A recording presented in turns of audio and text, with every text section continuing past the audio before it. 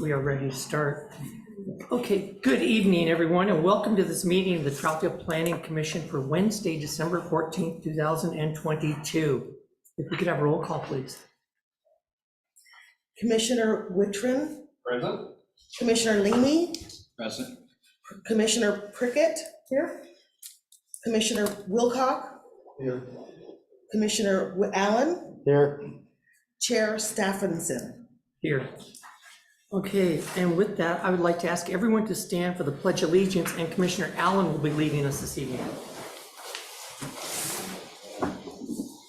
I pledge allegiance to the flag of the United States of America and to the republic for which it stands, one nation, under God, indivisible, with liberty and justice for all. Okay.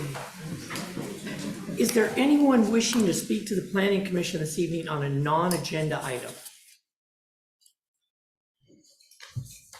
Not seeing any hands. Okay.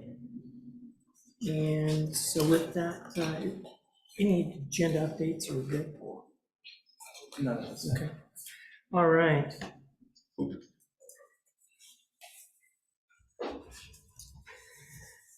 The matter before the Planning Commission this evening are case file LU 0022-2022 and case file LU 0021-2022. And before we open the public hearing for tonight's agenda items, I'd like to explain a little about the Planning Commission and the procedure we'll be following this evening. The Planning Commission is an appointed 7-member volunteer body of Troutdale citizens. Members of the Planning Commission are Troutdale residents who've been appointed by the City Council. They serve 4-year terms. They are strictly volunteers and receive no pay for their services. The Planning Commission serves as a citizen committee for the review of land use applications and various land use related matters within the city. Items which the Planning Commission consider include uses of land, subdivisions, major variances, land use policy plans, and development regulations. For some land use applications, the Planning Commission makes a final decision. For other applications, they are simply making a recommendation to the City Council, who renders the final decision. Quasi-judicial public hearings are held in accordance with Oregon law and procedures contained in the Troutdale Development Code. The hearing proceeds as follows. City staff presents their report, which includes applicable criteria and standards for the matter under consideration in the land use application. All testimony and evidence should be directed towards these criteria. If you believe that other criteria in the comprehensive plan, development code, or other city land use regulations apply, you must identify these criteria and explain why they apply to the decision. The Planning Commission accepts public testimony relating to the application. The applicant is allowed to speak first, followed by proponents, then followed by opponents, and then followed by any parties neutral to the application. An opportunity will be provided to anyone testifying to clarify any issues raised. All issues raised by a participant during the public hearing must be sufficiently clear and specific to allow the Planning Commission and other parties an opportunity to respond to those issues. Failure to raise an issue during this public hearing may invalidate a future appeal based on that issue. Prior to closing the public hearing, any participant may request an opportunity to present additional evidence or testimony regarding the application. The Planning Commission must grant the request either by continuing the public hearing to a future date or by leaving the record open for at least 7 days to admit only that specific additional written evidence or testimony. If the record is left open for the additional written evidence or testimony, any participant may file a written request for an opportunity to respond to new evidence submitted during the period the record was left open. If such a request is filed, the Planning Commission shall reopen the record to allow any person to raise new issues which relate to the new evidence, testimony, or criteria for decision-making. And as a final note, if you're wishing to testify, please fill out one of the cards on the table up here and give it to Chris Ann. And when you come up to speak, please speak clearly into the microphone as these proceedings are being recorded. And before we open the hearing, does anyone have any ex parte contact, bias, or conflict of interest they would like to declare? Chair Stephenson, Yes, Commissioner Allen. I'm not sure about this. There's potential that my family is managing this property. I don't know for sure. However, I do not receive any funds. Okay. All right. Any challenge to that? Okay. Anyone else? I do live in the area, but without, outside the notification area. Okay. Challenge? No. Okay. And anyone else have anything? All right. With that, we will go ahead and open the hearing for the first file. And this is a continuation from the November 9th, 2022 hearing. And this is case file LU 0022-2022, Kefla Troutdale. This is a conditional use permit. Okay, you guys are back up, right? Yeah. Okay. Good evening, commissioners, members of the public. The item before you is a continued item, LU 0022, Khalifa Troutdale. So I can just go over a brief overview of this application. The applicant's seeking a conditional use for a marijuana facility for retail sales to be located in a combined suite within an existing shopping center.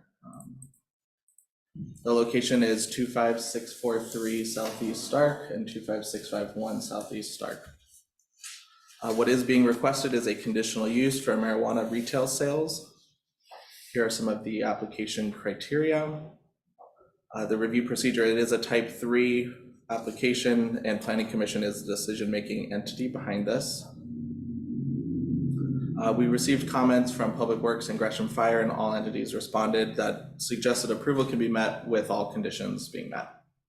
I don't know if you wanted me to go through the criteria points again, but staff maintains our original recommendation of approval that all the applicable decision criteria have been met for this item. Okay, I'll touch on those at the end. Go ahead. Okay. And that's all I have for today. Okay, that's it.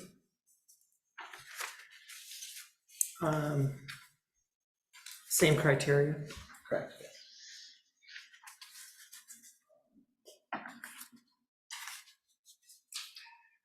All right. And would the applicant like to come forward?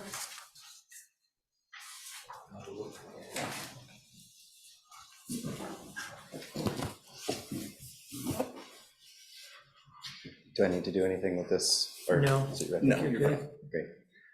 Hi, for the record, my name is Logan Leichman. My address is 2 Centerpoint Drive, Suite 345, Lake Oswego, Oregon 97035. I'm here on behalf of the applicant, Khalifa Troutdale. With me is John Widmer, also for the applicant, Khalifa Troutdale. Without going into too much detail about the approval criteria, at the last hearing, some question was raised as to whether a particular location, Mount Hood Community College, was a school within the meaning of state law and OLCC rules. We don't see any evidence that it would be, and have sought an advisory opinion from the OLCC, from a licensing technician that has been with the agency for as long as I can remember, probably about 6 years now. She's done a significant number of these reviews, and she was able to provide us with an advisory opinion as to whether Mount Hood Community College was a school. She found that it was not after running through the analysis. However, we cannot get a full determination on that analysis until we have submitted an application to OLCC. In order for them to act on that application, they have to have a land use compatibility statement. So we need this before we can have that full determination from OLCC. However, to get the Planning Commission there, we were able to obtain that advisory opinion that's included in the agenda packet for tonight, along with a map that uses the GIS mapping tool that OLCC uses as well. So just wanted to restate that, it's in the agenda packet, but that it is within the OLCC's purview to make that decision.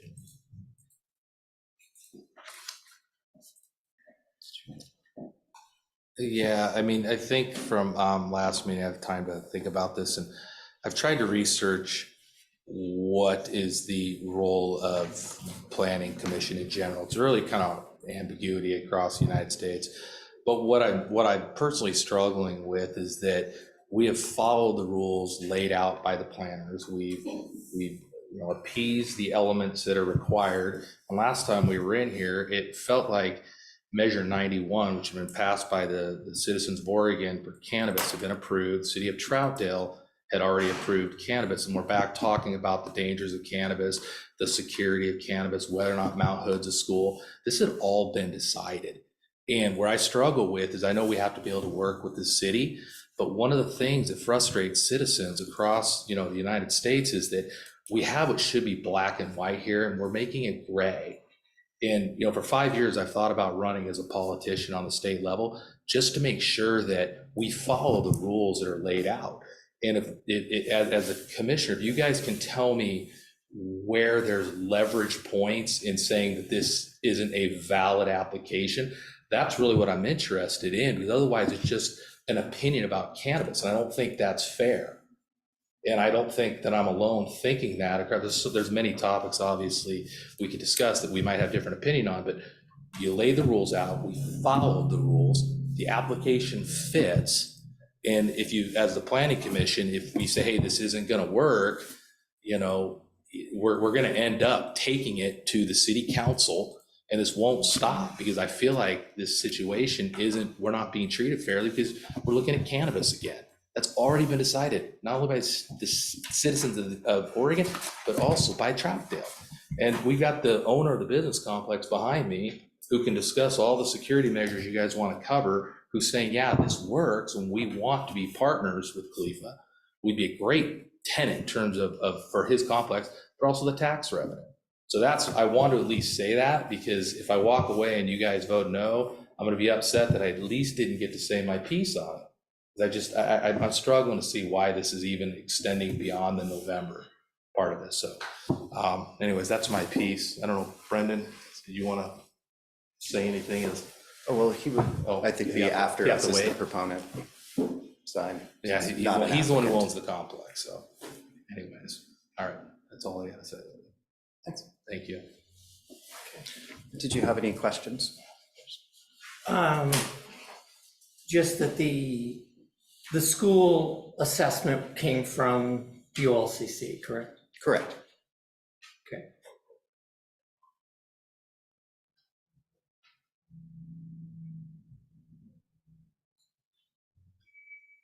And just so you know, the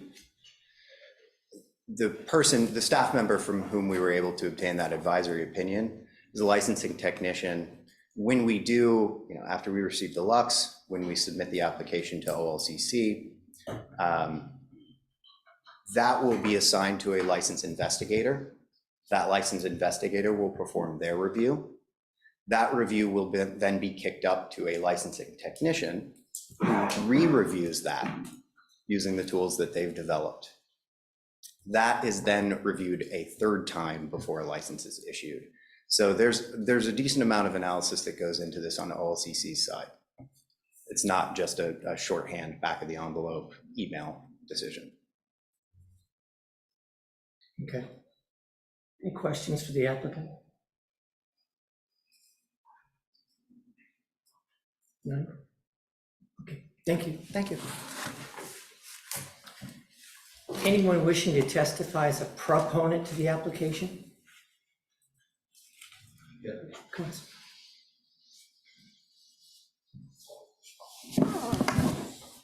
My name is Brendan Powell. I live in Portland, Oregon, and I'm a owner of the shopping center, Troutdale Market Center. I was on the Zoom call during this last time, and there was questions related to security of the center itself in general.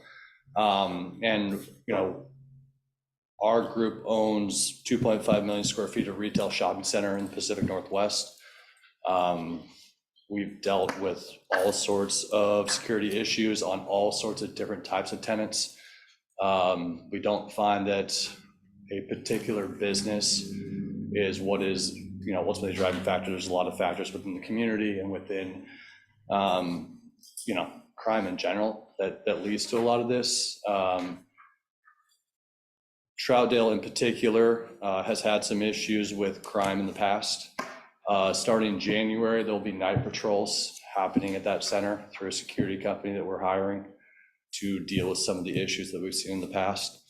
Cell phone store being broken into, Albertsons booth section getting stolen, one of the nail and hair salon getting broken into. So I think for how we are looking at this is it's a well-run company with multiple locations throughout multiple states, drives traffic to the center, drives revenue to the center. And I think it's a lot better of a location to have in a well-lit center with security than it would be in any other kind of standalone building or area. So just wanted to kind of comment a little bit on the security aspects of that and how we look at it and what we're doing in the future to not only just related to cannabis, just mitigate issues that we've seen happening in this center in particular. So that's all I have to say. Anyone else wishing to testify as a proponent to the application?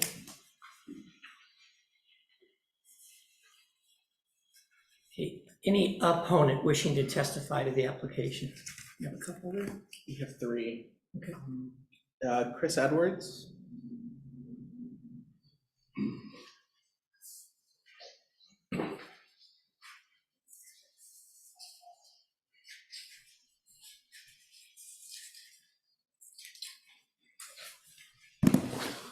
Hello, I'm Chris Edwards. I live at 2847 Southeast Llewellyn in Troutdale here. So I have a lot of friends that are in the marijuana industry. One of the biggest things that they fight nonstop is the crime around the shops. And Troutdale Shopping Mall, because I go to that mall all the time to the Albertsons, I'm very well known there. I stop people from stealing from the stores nonstop. I stop people from assaulting people out there. I've stopped people from breaking into cars. That crime is already here without increasing it with more of this. Set aside the school or anything else, state laws, when it comes to marijuana, you know, I've seen a lot of people go through the deal. He's right, we're not here to fight, you know, how we feel about it. But I am concerned about safety in the malls. There's already people that are complaining about being able to go there. Rent-a-cops, they don't do anything. They look at them, they don't come out. I've seen it with my own eyes because people are very violent and everybody's worried about getting shot, stabbed, or killed. And it's becoming very real. And you don't have to take my word, watch the news. It's all over Portland and it's spreading out here into Troutdale, which we have a pretty quiet town for the most part. I've lived here for 7 years. I'm very good friends with a lot of officers. They know me by a first name basis, and I'm a former idiot. I did 8 years in prison for doing a robbery, and I've changed my entire life. I'm an electrician. I have my own business, family. I come to these councils. I interact with all the councilmen. I know a lot of these people, handful of them up here. I'm not that same guy, but I also know what it is to be that guy, and I know exactly what these people are thinking. All my friends that deal with these shops, they deal with it on a daily basis. And the break-ins, why are we going to invite more than we already have going on around us? And if we're meeting requirements and state laws we have one in Troutdale already down across the bridge or wherever we might have a shop close by. Nectar's causing huge problems already in the Gresham area. I have a lot of people that wanted to come and talk, but I told them, you know, it's not Troutdale, so they don't live here. But they want to come and speak on behalf of traffic and violence and problems they're having with people, wrecks all over First Street and Third Street where Nectar's, where that old US Bank used to be. So, I mean, we're just inviting more problems, in my opinion. And I don't have anything against marijuana. I just have a problem with the shops and the crime it brings. Thank you. Oh, and I would also like to bring up that, sorry, doing a background check on this, Mr. John Widmer is a member of the Orient LLC, has 2 violations, both one costing $28,000 for packaging, for multiple packaging and label violations, and another $7,000 fine. Same for the Khalifa brand, for which usually when that happens, from my understanding and talking to a handful of people, is that it's because they're not properly managing and packaging what's supposed to be, which means that things are becoming a lost inventory somewhere, and that lost inventory can end up in somebody else's hands that's not supposed to have it. We already have problems with kids buying stuff. Hey, can you buy me a beer? How's it gonna be now if they're gonna be like, hey, can you buy me a bag? Things to consider. Is that our purview? Okay, thank you. And that's on, yeah, that's on the OLCC website. You can just look up his name, it pops right up. It was from August 22 of 2020, and it was, it's right on the OLCC site. I mean, you can look it straight up. I could tell you what it was, it's not, if you need to. Diane Castillo White.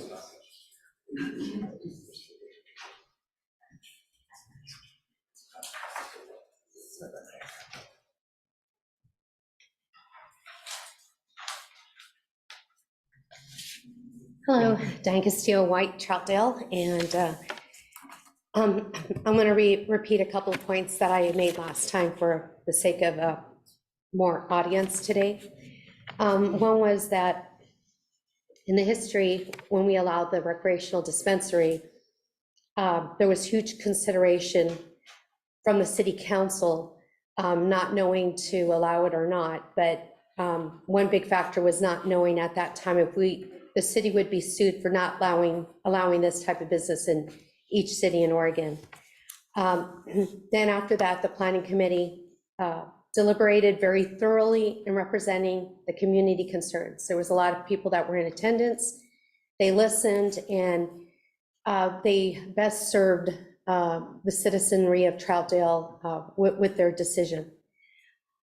And they decided to not put one in downtown Troutdale, located near different types of businesses, or where there'd be families, but they chose to approve the industrial area, thinking of the location north of the tracks, in which we have one in that location north of Highway 84. We also have others close proximity. We have a few in Gresham, and we also have one in Wood Village, along with the one in Troutdale. Some points I'd like to make is I do not feel that this meets the community's initial intent of location. And then also, again, Troutdale has many options for its dispensary. Also, there's also a drive component. I looked that up and I wasn't sure if we had that option. A lot of people offer their services of driving your needs to your home, to your location. The Willamette Week has written multiple of articles. One I'm citing, I believe it was July 2022, writes about dispensaries in Portland being often targeted with violent robberies. And they cited 2 reasons. They said a lot of it was youth, and a lot of them were interested in the cannabis and also the cash. So I tried to look up the cash, and at this point, a lot of dispensaries are still using cash for transactions within their facilities. I want to point out that many DUIs now are including intoxication of cannabis with alcohol. And I'll go back to one of the main points also was that Troutdale citizens repeatedly at town hall meetings. I'm on the town center committee, the Citizens Advisory Committee. And one thing that's often repeated is that we don't want to be like Portland. We love our family, small town feel, and I feel this is not consistent with this proposal.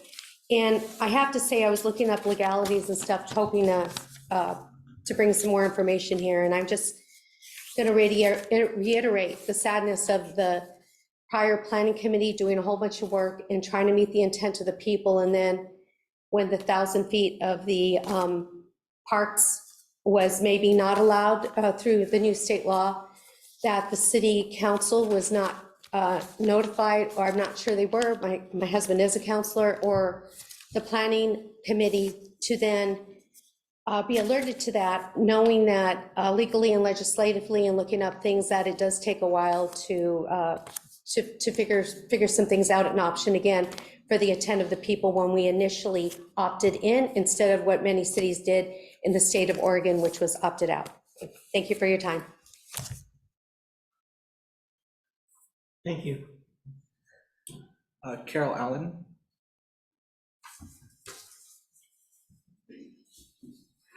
Hi, Carol Allen, Troutdale. I'm opposed because I'm concerned on a couple of things. One, I'm concerned about the crime that it will bring. We already have issues of crime at Albertsons already. When I have shopped there, I have people who are high already walking around my car. I don't feel safe going there past the time of when it's dark. The other one is I'm concerned about at the college, there is a preschool there. And there are high school students that go there for the middle college program. So I don't understand the code enough to know if that qualifies for not being too close to a school. But there are high school students that go there. And we have a wonderful preschool there. So those are my concerns as well, being too close to the college. And I had thought at one time, we had talked about having it over by the river, which I thought we already had a dispensary. And I'm not quite sure why we're digging, why this is coming back up when it's already been discussed before. But anyway, that's my concern. Thank you. Sherry Winters.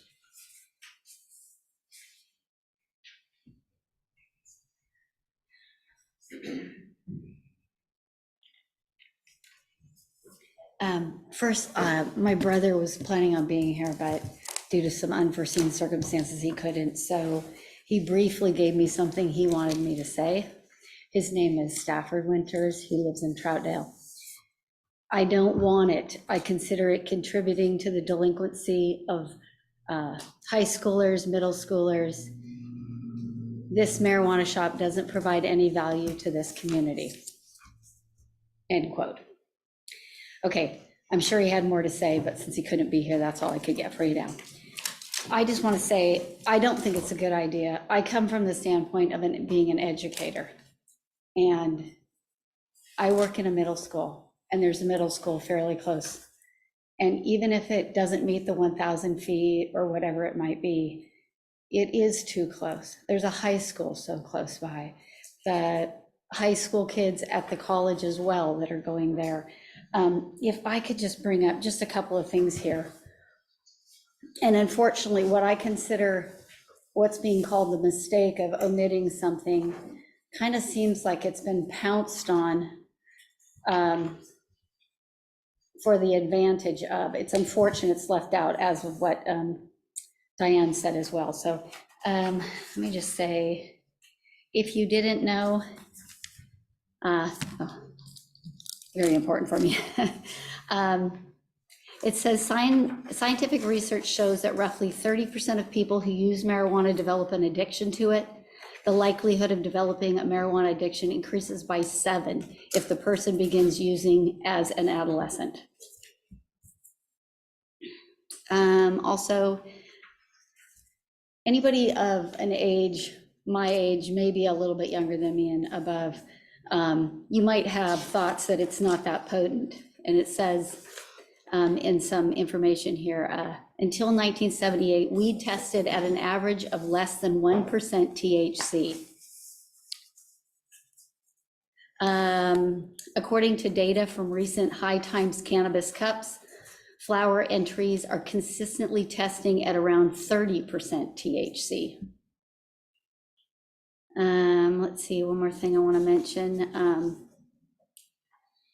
That says 30 years ago, you'd be lucky to find anything with over 10%, but now 20%, no problem. obviously, the ability to get addicted to something has increased quite a bit. And despite what was said, I believe that the city of Troutdale, the citizens of Troutdale had spoken for a long time on that they did not want a marijuana shop, and especially in that location would not want it. And unfortunately, something transpired. And I still think that that unfortunate thing shouldn't be for the boon of somebody who lives in Lake Oswego and somebody who lives in Portland. Thank you.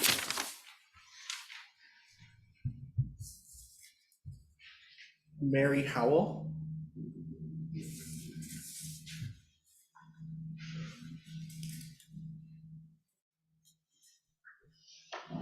Mary Howell, 134 Southwest 22nd Street, Troutdale.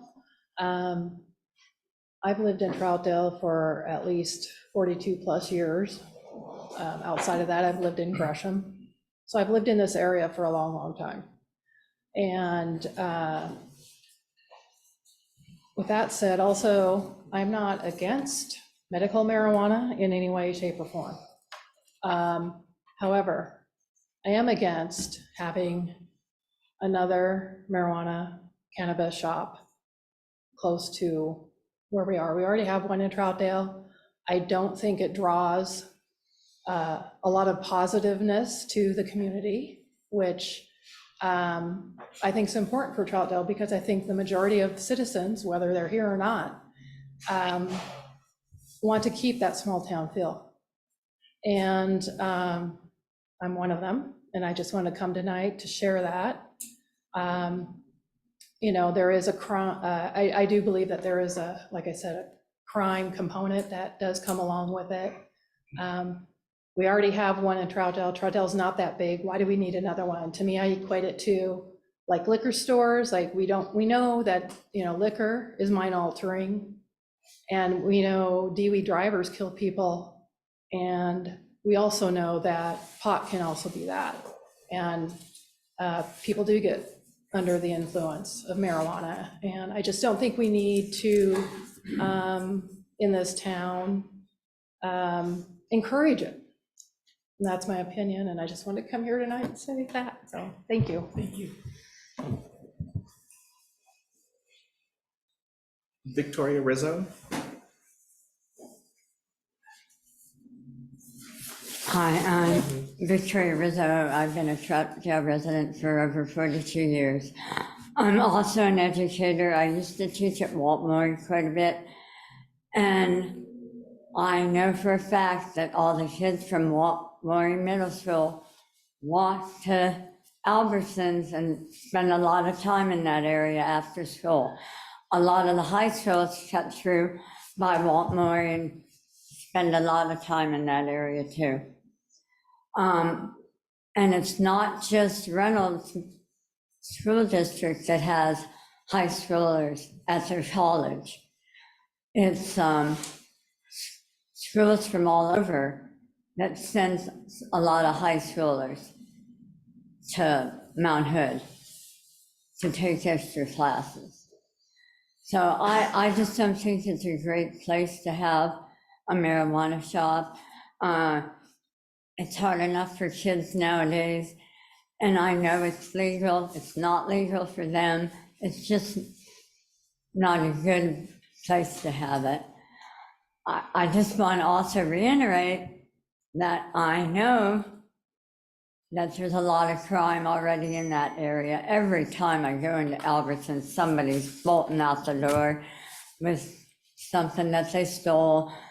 I've seen full shopping carts be taken out of things, and I'm another one that I don't really feel safe going there anymore after dark, and I used to all the time. So I'm just not for this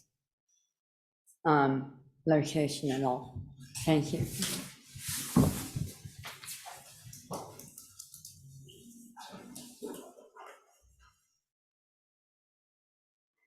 That's all that I have. Sure. Mayor, redirect one more time. Do you mind? That's actually not how this is done. Okay, I apologize. We have some pretty strict standards that we have to follow. Okay. Pardon me? Because you don't want to hear it? I mean, it's a public speaking, right, to make sure that we heard. I'm sorry, I work 15 hours, so I've been extremely busy. I'm running 5 different jobs. I tried to come up with the people I had, but I forgot a lot of stuff, and now I found my notes filing, so it's definitely something you guys should probably hear. Okay. It pertains to our community, right? And that's what you're here to represent? Yes, sir, we are. And it's a quasi judicial hearing. And we go through and we take individual testimony in a particular order. Okay, and each person gets to speak one time. And it's not that I don't want to hear something and this body doesn't want to hear it. It's just, we're just trying to follow the rules. Okay? So I apologize for the inconvenience. But I'll ask again, is there anyone else wishing to testify as an opponent that's not spoken? Okay, any neutral parties wishing to speak this evening? Can I speak as a neutral party?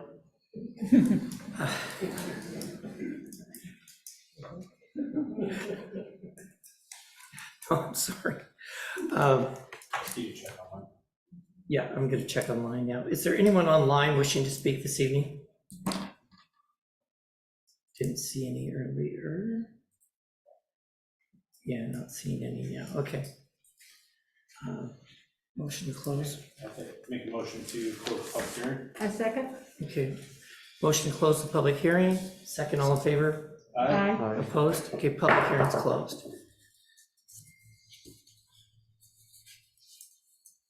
Okay. Start. Pardon? You want me to start? So you can start and then I'll start. Okay. We heard a lot tonight about safety, and obviously that was my issue this first time around when we heard this. I was hung up on safety, and for me, at that point, it was a feeling, but I didn't really have anything factual or documented to go off of. So criterion E, creation of a public nuisance when it came to safety and welfare. So the first place I went to was the OLCC website, and I looked at their news releases. And from July 1st, 2022, so our subject matter experts, the Oregon Liquor and Cannabis Commission, now they're referencing and talking about banking, but then this paragraph that they have here, while cannabis may be legal in Oregon, criminal enterprises are very aware of this impediment and target cannabis businesses. Workers have been threatened and at gunpoint, assaulted, tragically even killed. Business owners find themselves upgrading their security and replacing smashed windows. Product is often stolen, destroyed, and reduces the ability of these businesses to be successful and threatens this industry and viability. Obviously, if they're talking about threats at gunpoint, assaults, deaths, destruction of property, and the subject matter expert on cannabis for the state is talking about that, how can that not bring up safety and welfare and not say that that criterion is not met? For me, they're validating what I'm feeling. I'm done. Okay.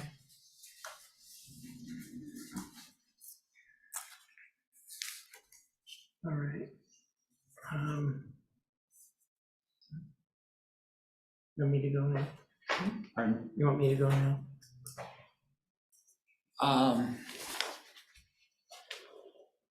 One of the questions that came up in my mind is from Ed Trumpke's response. Is this distance between this property and the middle school property more or less than 1,000 feet? Are we within that 1,000? If you don't mind, I'll take that one. Okay. Okay. To Walt Mooring, Right. we're about 1,140 feet, I think, something in that neighborhood. Property border to property border? Yeah. Is my measurement, so it's not Okay. scientific. What I wanted to bring up was everyone received the email, correct? Mhm. Okay, and you received the documents from the applicant. And so one of the issues that Logan was speaking about, that we're talking about, is the school piece of this. Okay, and so I guess that's the first one that I think we'll hit. And this is ORS regarding schools, and particularly community colleges.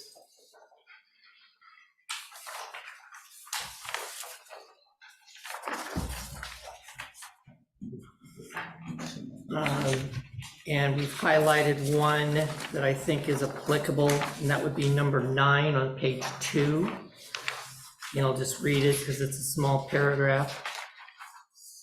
To be the policy of the community college to open its facilities and make available its resources to high school students of its area on a sound contractual basis for appropriate secondary and transitional courses, either academic or as part of a career or technical education, when it is within the ability to provide facilities and is determined that the high school cannot or does not offer them.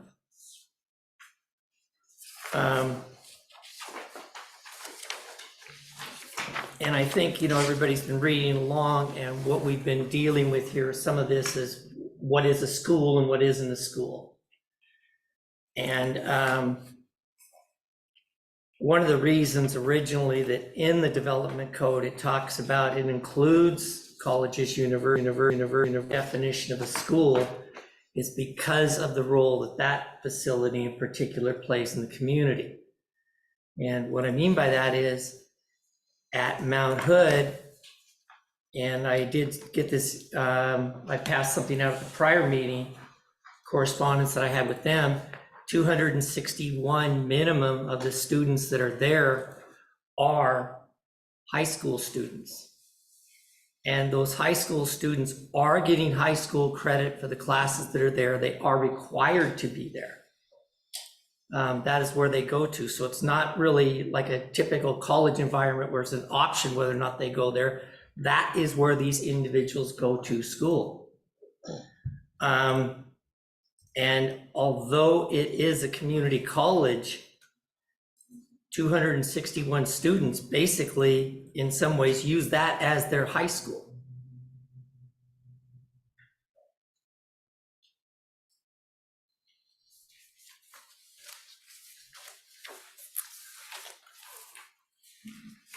And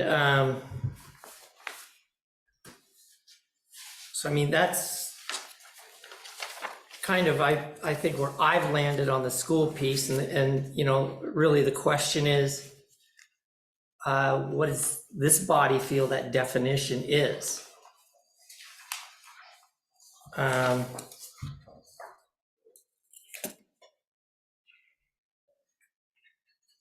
This is also what the OLCC, we call this K. I'll give you enough, I don't think I do. Couple more. And this one talks about, this references in particular 475C, which is marijuana being located within 1,000 feet of a school. And then also talks about 339020, the duty to send children to school.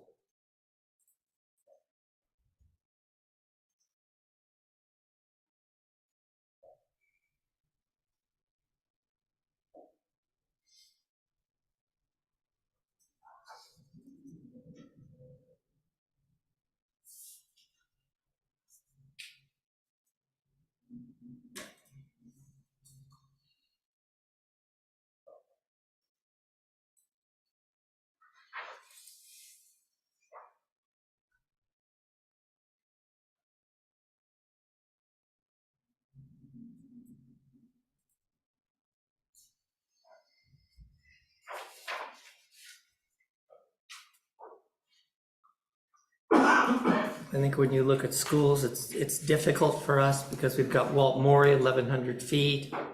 We've got, I mean, it's either the largest or second largest high school in the state, but within walking distance. And we have Mount Hood Community College across the street, which frankly, in my opinion, the 261 kids that go there are bigger than some high schools.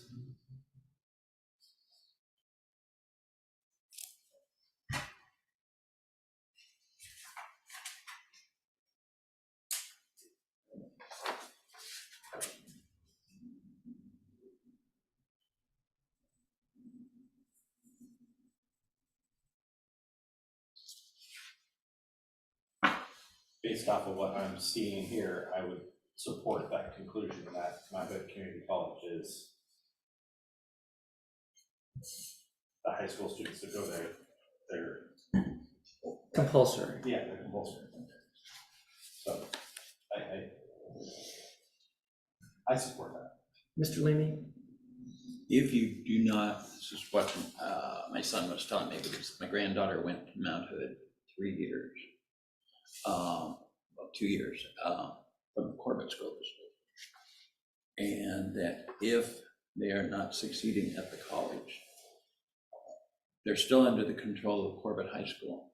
They're not succeeding, they have to go back and finish their education and switch to classes or whatever, but they're still required to maintain their GPA at the college under the control of the high school that's over them.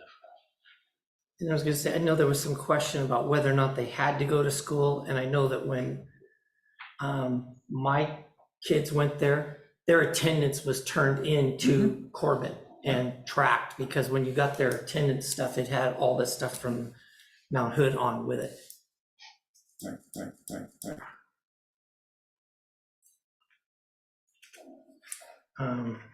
But in the ORS statute, it says in here that determine that the high school cannot or does not offer them for their classes that high school does not offer them. So. But if you're taking a college course, they're not offering it at. Yeah, they're not offering it at high school. So that has, and they have, They still have to. it's compulsory, and they're compulsory students that are going to have to do that Right. college. Right. Because they can't. They're not offering those classes at high school.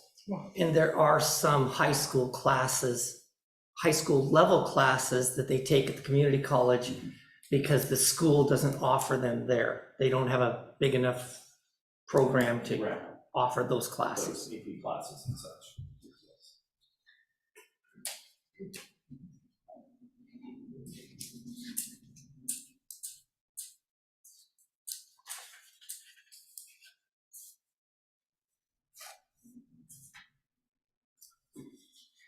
Mr. Wilcox, what's your thoughts?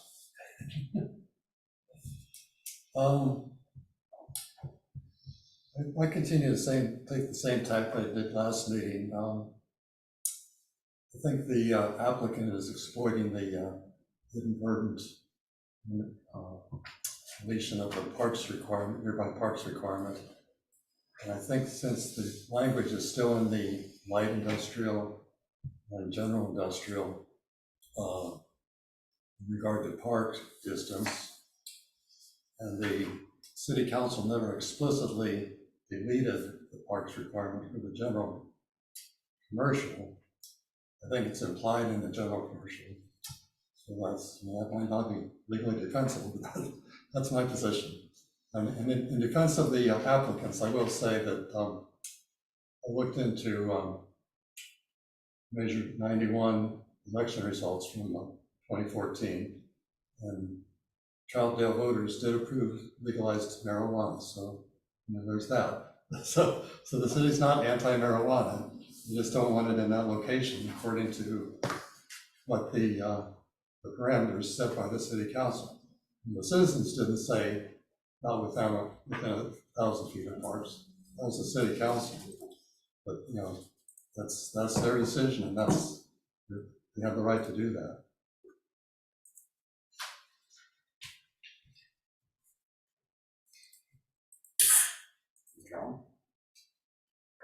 Well, I don't know that we can within the framework. Mr. Edwards had brought up a couple violations from that Khalifa hasn't had a chance to respond to. Are they allowed to respond to that, or would that be out of order? We could ask them to respond to it. I didn't feel that was part of the scope of what we're doing. Okay, It wasn't a decision factor for me. right. And that's what I mean. It's not, this is land use and we don't get to go there. Or Right. we don't go there, I should say. That'd be fine. It wasn't a decision factor for me. Okay. I was just wanting to make sure that we're following procedure and that we're doing it right.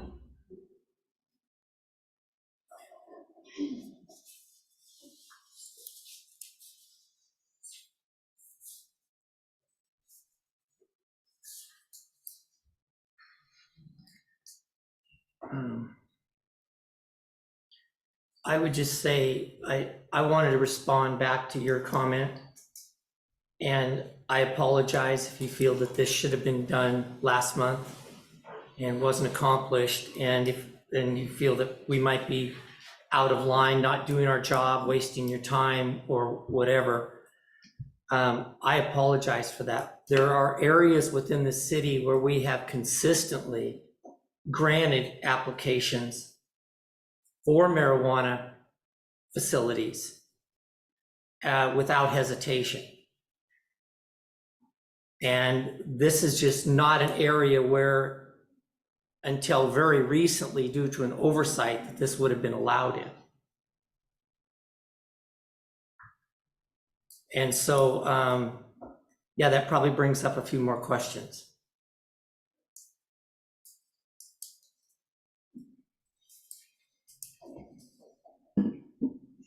But we're here to represent the entire community and you. And if we didn't ask those questions and get the answers, of some kind of answer, we wouldn't be doing our job for the city and the residents of the city, including you guys. So we need to explore all the information.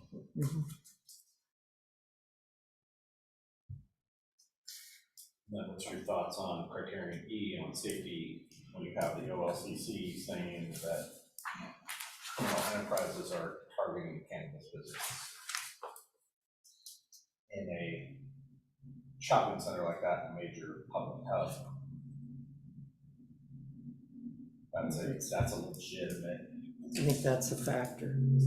Yes. It's injurious to the public. To the wall. Or the public. Okay.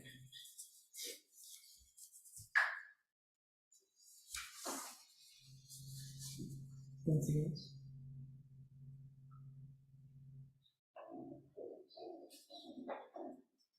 Okay, Mr. Trumpke.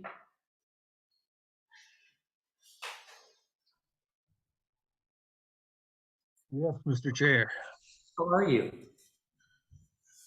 Well, I just got a tickle in my throat, so I had to put a candy in my mouth, but otherwise fine this evening. Thank you. All right.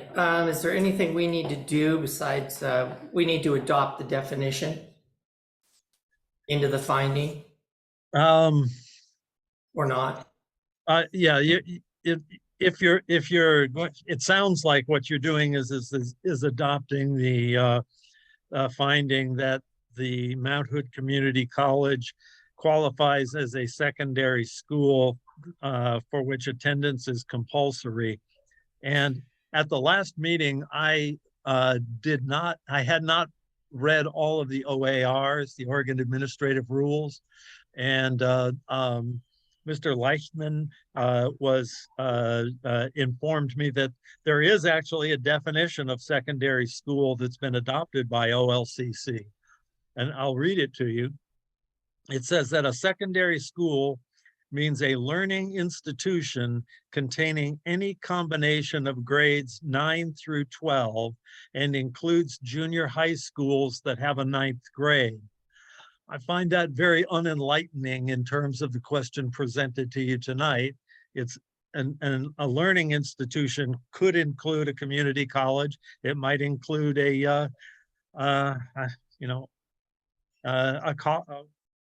four-year college. If it contains a combination of grades 9 through 12, or in any combination. We know that we know also that it says it includes junior high schools, which is grades 7 and 8 as well as 9, and may include 6 in some cases. So it's not terribly enlightening. So if it falls always then on the finder of fact to determine what the law is and try to interpret it. That's you in this case. You have to do your best to define what secondary school means given the statute and that one OAR and the facts of this case. I don't know that it's particularly clear. You have to do your best and muddle your way through and adopt your findings with as to whether or not Mount Hood Community College is a school, and if it's within 1,000 feet of this site. And then if the applicant wants, they can go ask the city council or LUBA or the Court of Appeals to overturn a decision that you may make tonight, or anyone else who spoke tonight on the other side could, if they disagree, if you grant the application. So, I mean, that is the process. That's the way the process works. And it falls on you to make the hard determination because this question doesn't seem to have been addressed anywhere that anybody can find right now. So yes, that is a determination you have to make. Is under these facts, Mount Hood Community College within the statute and rule definition of a secondary school? And is it within 1,000 feet of this retail outlet? Okay. And the 1,000 feet is property line to property line, correct? That's my recollection from what we talked about last meeting, yes. Correct. Excuse me, that's incorrect. For the state law definition, that's not correct. The definition, the measurement is given as the distance from the property line of a school to the closest point of the licensed premises of the marijuana business. And am I on? Yeah. The licensed premises has a let me get my statute book here. Has an obscurity to it that is again something less than clear. Or 75C 05, I think, or 09. Premises includes enclosed areas and used in a business. And then it goes on and says that all areas outside of a building that the commission has specifically licensed for processing, wholesale, or retail sale, and for a location that the commission has, that's for production. So the question is does this subsection B, all areas outside of a building that the commission has specifically licensed for retail sale? It can be read very easily to include the outside area. And if OLCC has a rule on that that's different, I haven't seen it. And I know the applicant takes a different reading of it, but you can, again, the words of it seem to apply.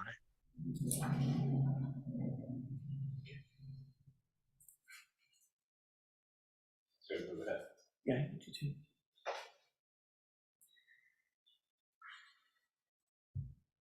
Okay, so this would be adopting the OLCC definition, for a secondary school. Find that to apply to Mount Hood. Yes. Okay. All right. Any discussion on that?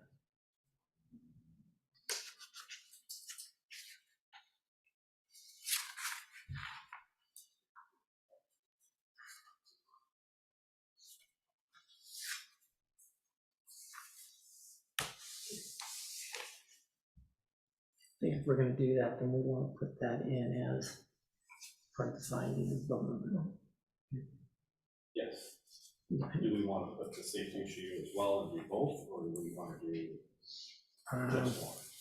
I would probably do both of those. Yeah. So you're going to amend E. And we deny it on the basis of secondary education. Yes, that's what Safety. Do both. Okay, good.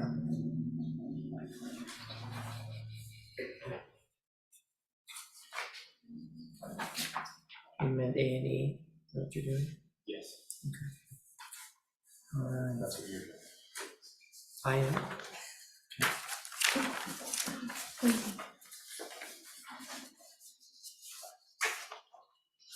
Okay, so you're going to amend A to include the 2 exhibits and accept the OLCC adopted definition, OAR 45-25. That one? For secondary school. And the determination of planning commission is that Mount Hood Community College meets the definition for a secondary school. Correct. Okay.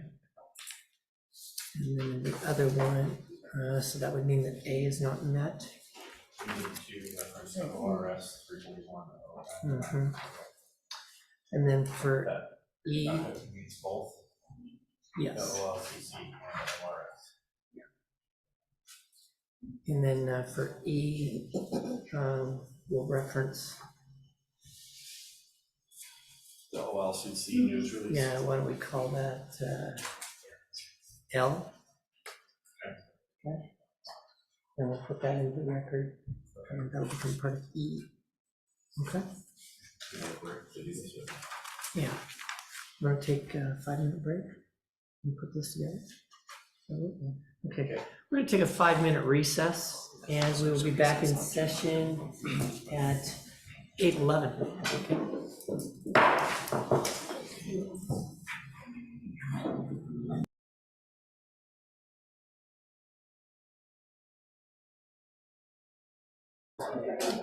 And yeah.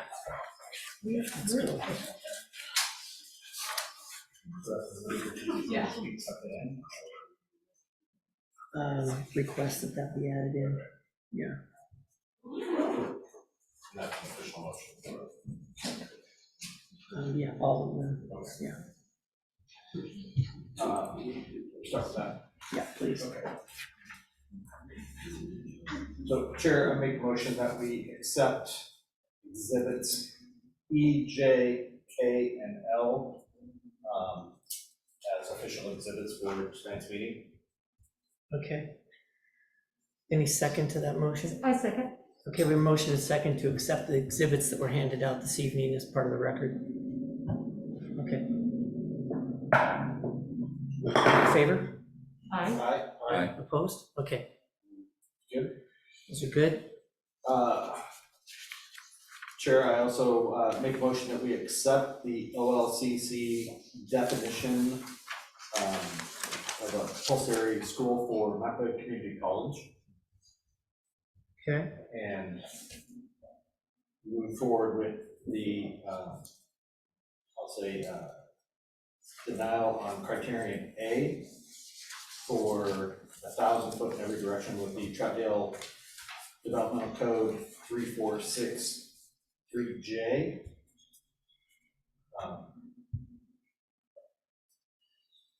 Okay, as the methodology. as a methodology for the violation for criterion A. Okay,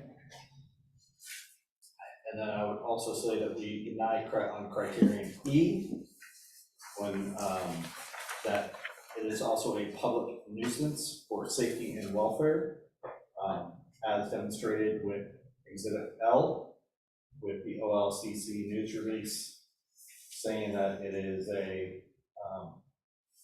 criminal enterprises are targeting the business and have made themselves the threat. The workers have been threatened, gunpoint, assaulted, tragically, even killed. So it is obviously creating a safety issue. On those 2 points, I make a motion that we deny the. well, we'll get to that. Okay, so we can actually do it. Find its fact first. Yeah. Okay.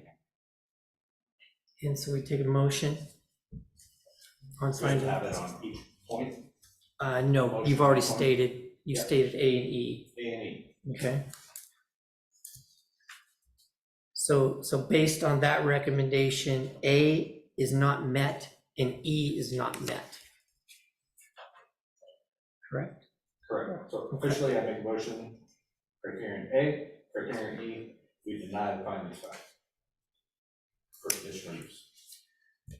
Okay. I second. All right, we have a motion and a second for finding of fact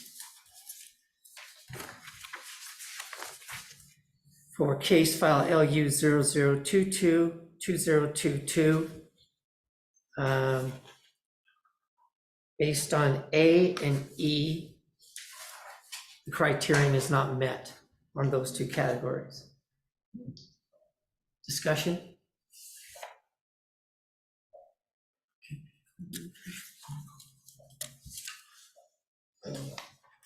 Commissioner Wittrin, excuse me. Yes, vote is denied. Yes. So yes. Commissioner Leamy, Yes. Commissioner Prickett, Yes. Commissioner Allen, Yes. Commissioner Wilcock, Yes. Chair Stephenson. Yes, okay, that one carries. Okay. And now we would do final order. Decision. Yeah, final order and decision. You only need two, right, Alex? Okay. Perfect. Chair, I make a motion that we deny final order and decision. I second. Okay, we have a motion and second for denial of case file LU 00222022.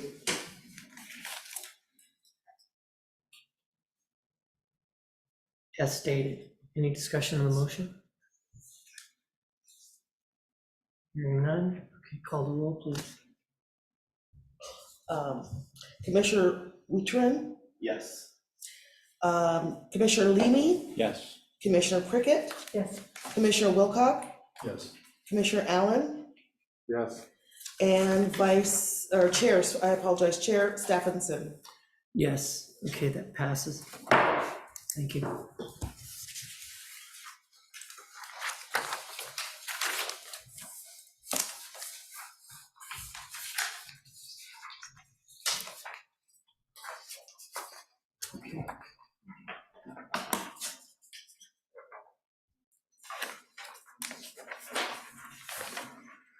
Okay, with that, we will move on to case file LU 00212022, Sweetbriar Hideaway.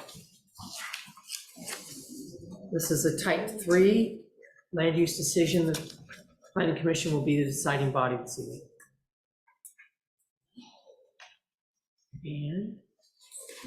And so we'll go ahead and open the public hearing for LU 00212022.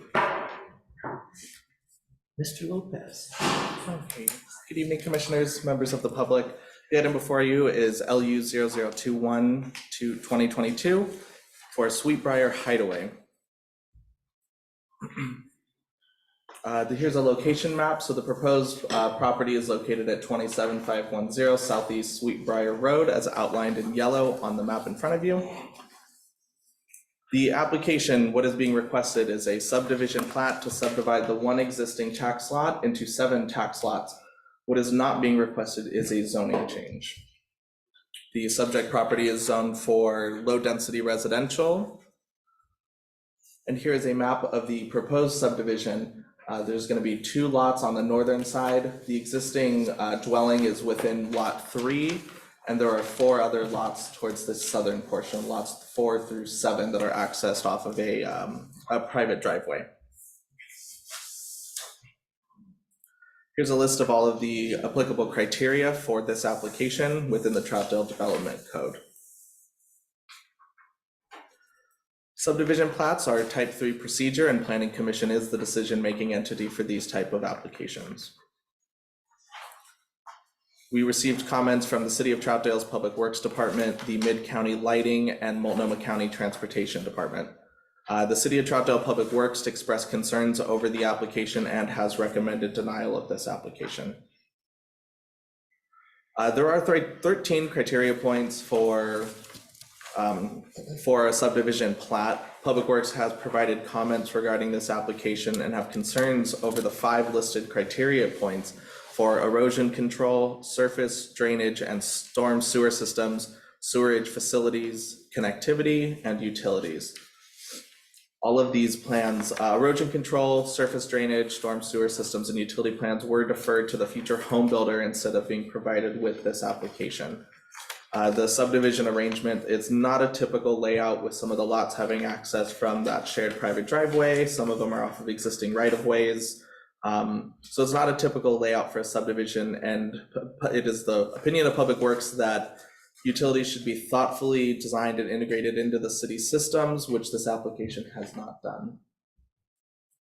The map before you is from the city's transportation system plan, the local street connectivity plan. The subject property is on the eastern side, right where my mouse is, and the 2 red arrows are for one second, sorry.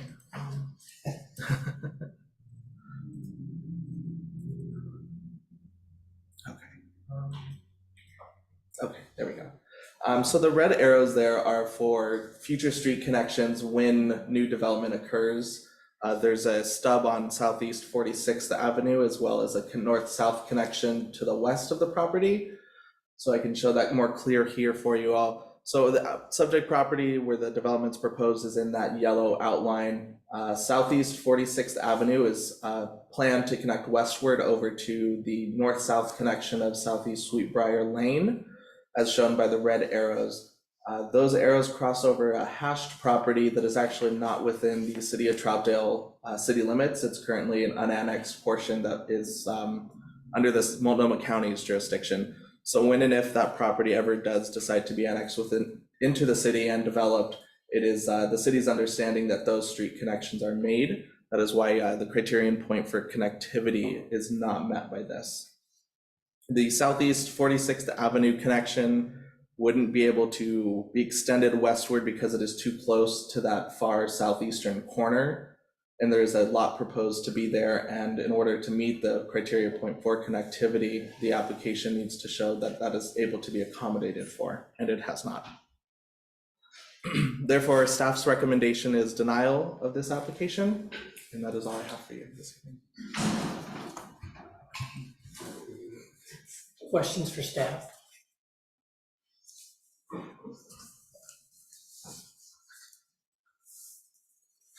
Were there any active easements on the property? Not to my knowledge. There is some for the adjacent driveway for the property owner to the south to access Sweetbriar Road, but it is, I don't see any that are particularly of interest for this property. All right. Any question? Chair For staff? Stephenson. So this looks like it would be a good development, although I would agree with our chief engineer that it needs some more work. In your opinion, is this something that you can work with the people proposing this to come up with an arrangement that works for the city and for the people bringing it forward? It's my opinion that I think this application would need to be resubmitted with the following utility plans, erosion control plans, indicating how the lots would function within the city facilities, and that would give our Public Works Department a chance to look at those plans in order to provide an updated recommendation one way or another for that. Right.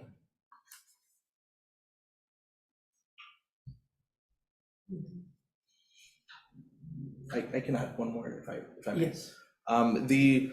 There's a few other criterion points that were met. So as far as the actual lot design itself goes, for lot dimension standards and things like that, those were met. The recommendation for denial does come majorly from the Public Works Department and the lack of documentation and plans provided for the actual infrastructure of how the lots would function. But from the planning side of things, some of the dimensional standards and things like that are, and the amount of lots that are being accessed off of that driveway point are met. It's the connectivity criterion point as well as the different infrastructure points that haven't been met with this application that Public Works would like to see before recommending a different option.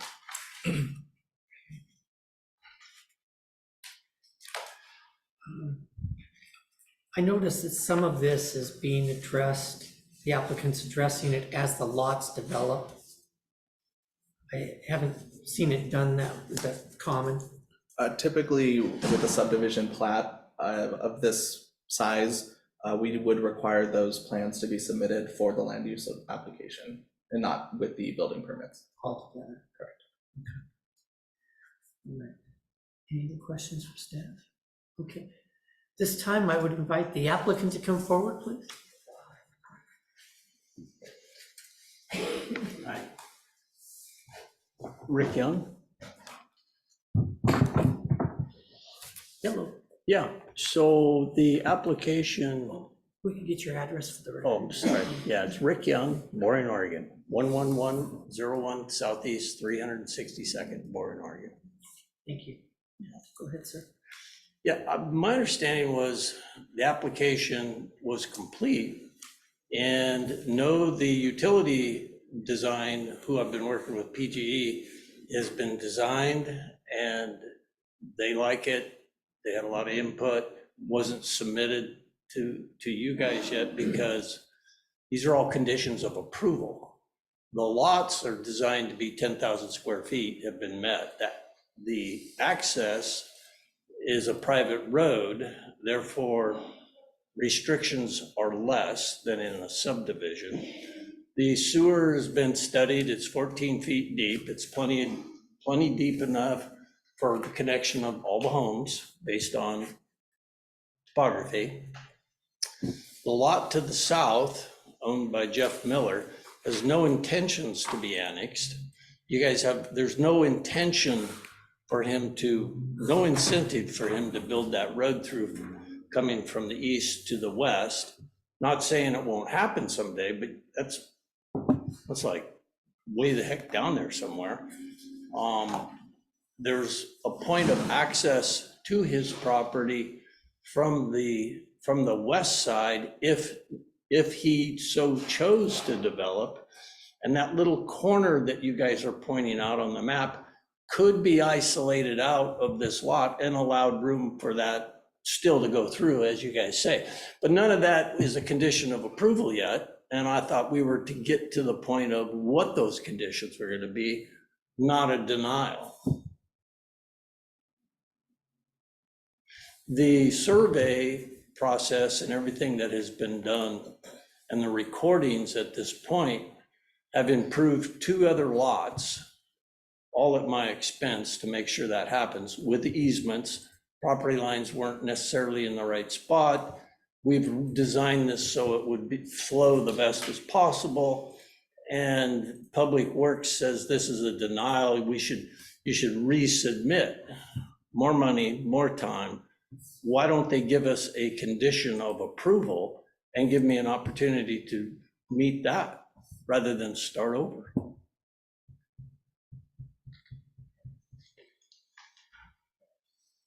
You want to jump in? Yeah. Okay, I will ask Alex to jump in too.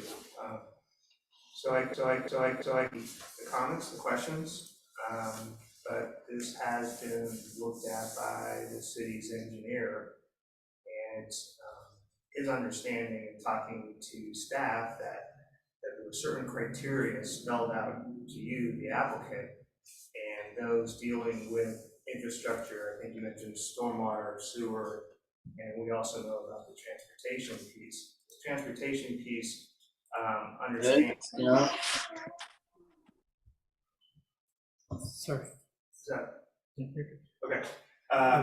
So it's, my understanding is that this criteria has been spelled out for you to respond to at your pre-application conference. That was what we were looking at for in terms of submittal. So, typically when we come up with conditions of approval, they're conditions of approval based upon something that we can, from our perspective, work with. And the feeling is that the application as currently delivered isn't there yet.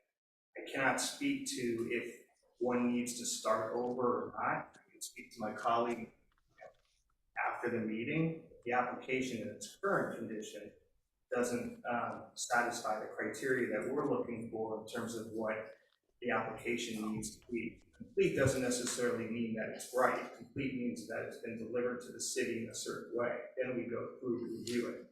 We reviewed it. In this particular case, we're kind of believe that it's not quite hitting that mark.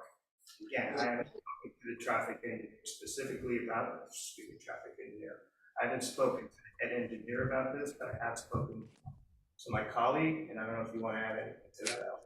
No, not at this time.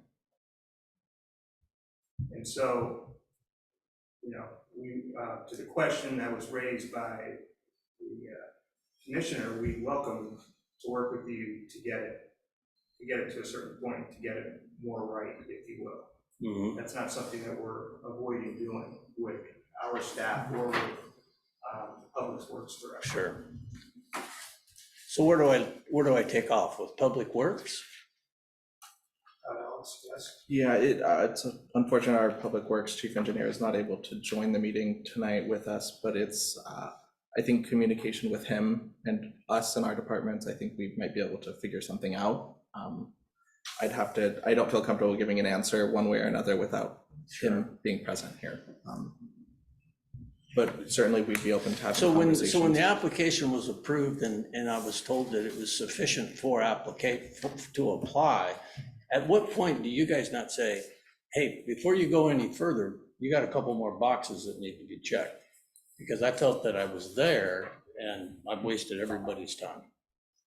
It's, our apologies that it wasn't communicated clearly. My recollection from our Plan 8 pre-application meeting was that there was always going to be a hesitancy for staff to recommend approval of this subdivision. And Public Works has offered their input on it, and I think without them being able to provide their feedback, I can't give you any more. Yeah, you were there during that meeting. Correct. Yeah, I didn't see any hesitation.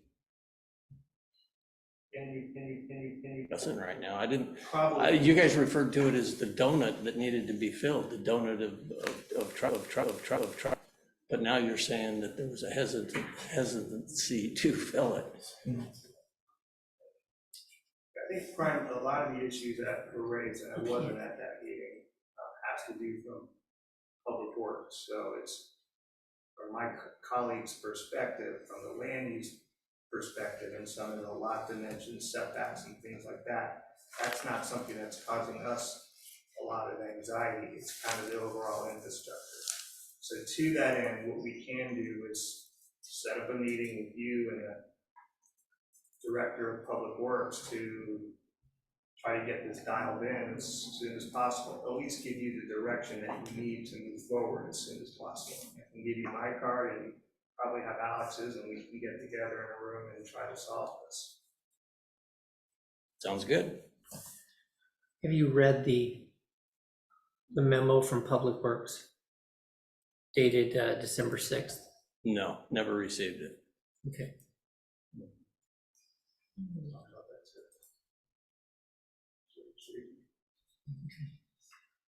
Yeah, I didn't receive the email to the meeting until today or yesterday. Okay.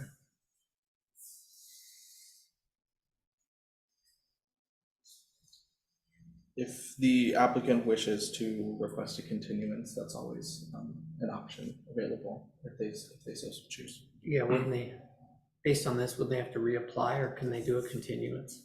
You work through a continuance? Alex? That is, I would need to double check on that as far as how long we would need to get into a meeting with Travis and have conversations with him.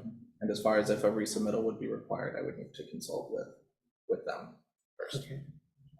So would you want to do a continuance based on that? A continuance, I think, would be appropriate at this point. Okay, and we usually set dates certain with that, and so I'm guessing we would go further out, right? Than the next scheduled meeting. Wouldn't you need about 3 months or something? I think it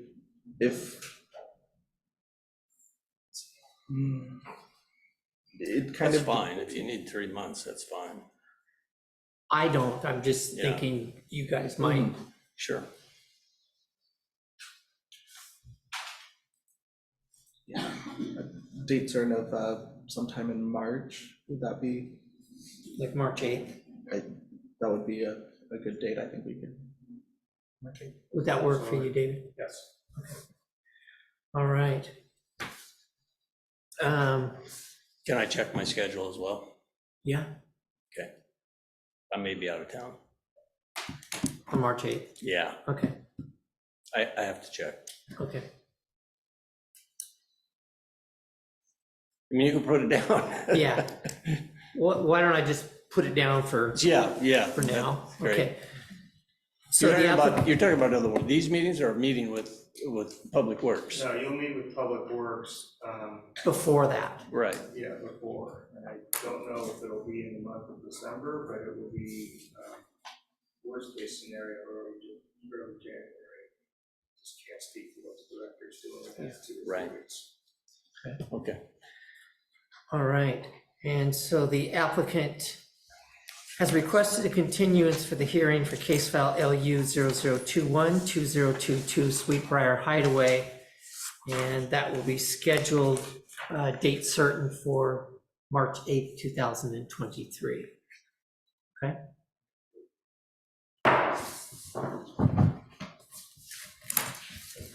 Thank you, sir. Yep. Okay.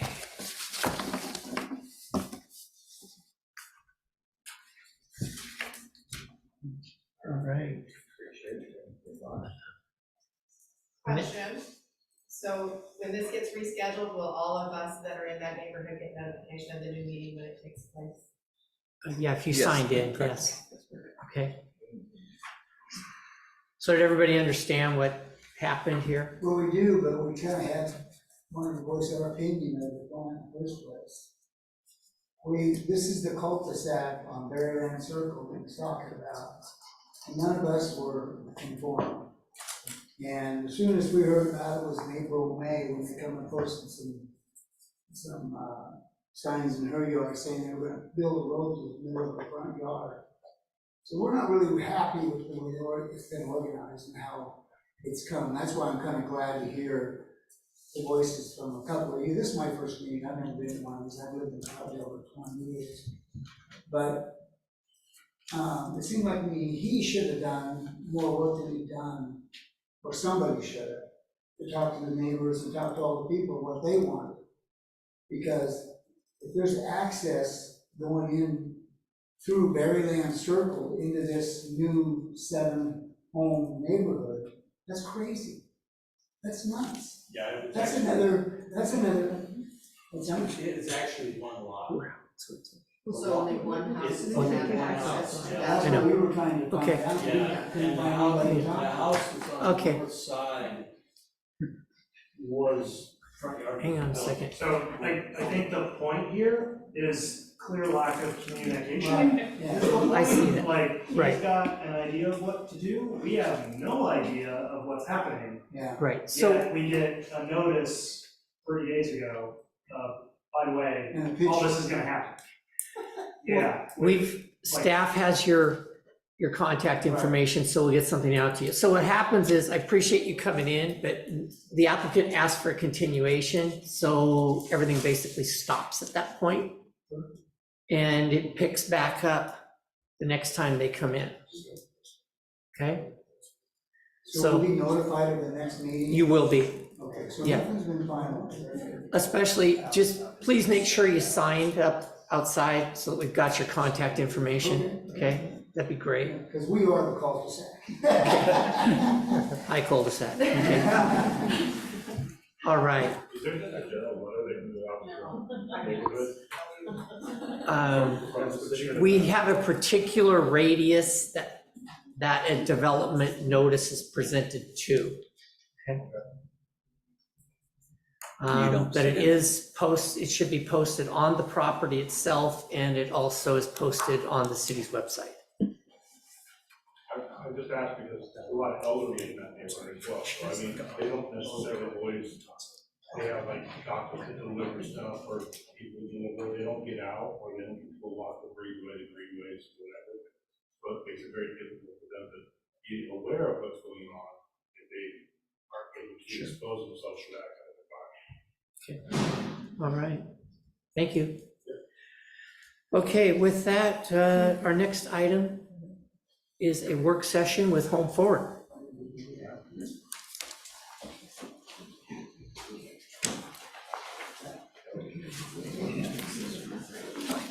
Thank you. Thanks. That development just had a whole lot of lack of communication.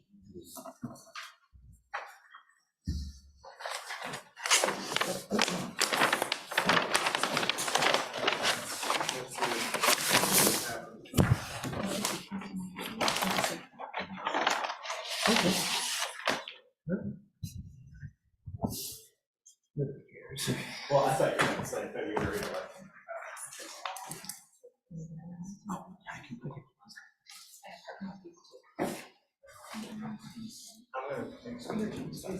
Sorry.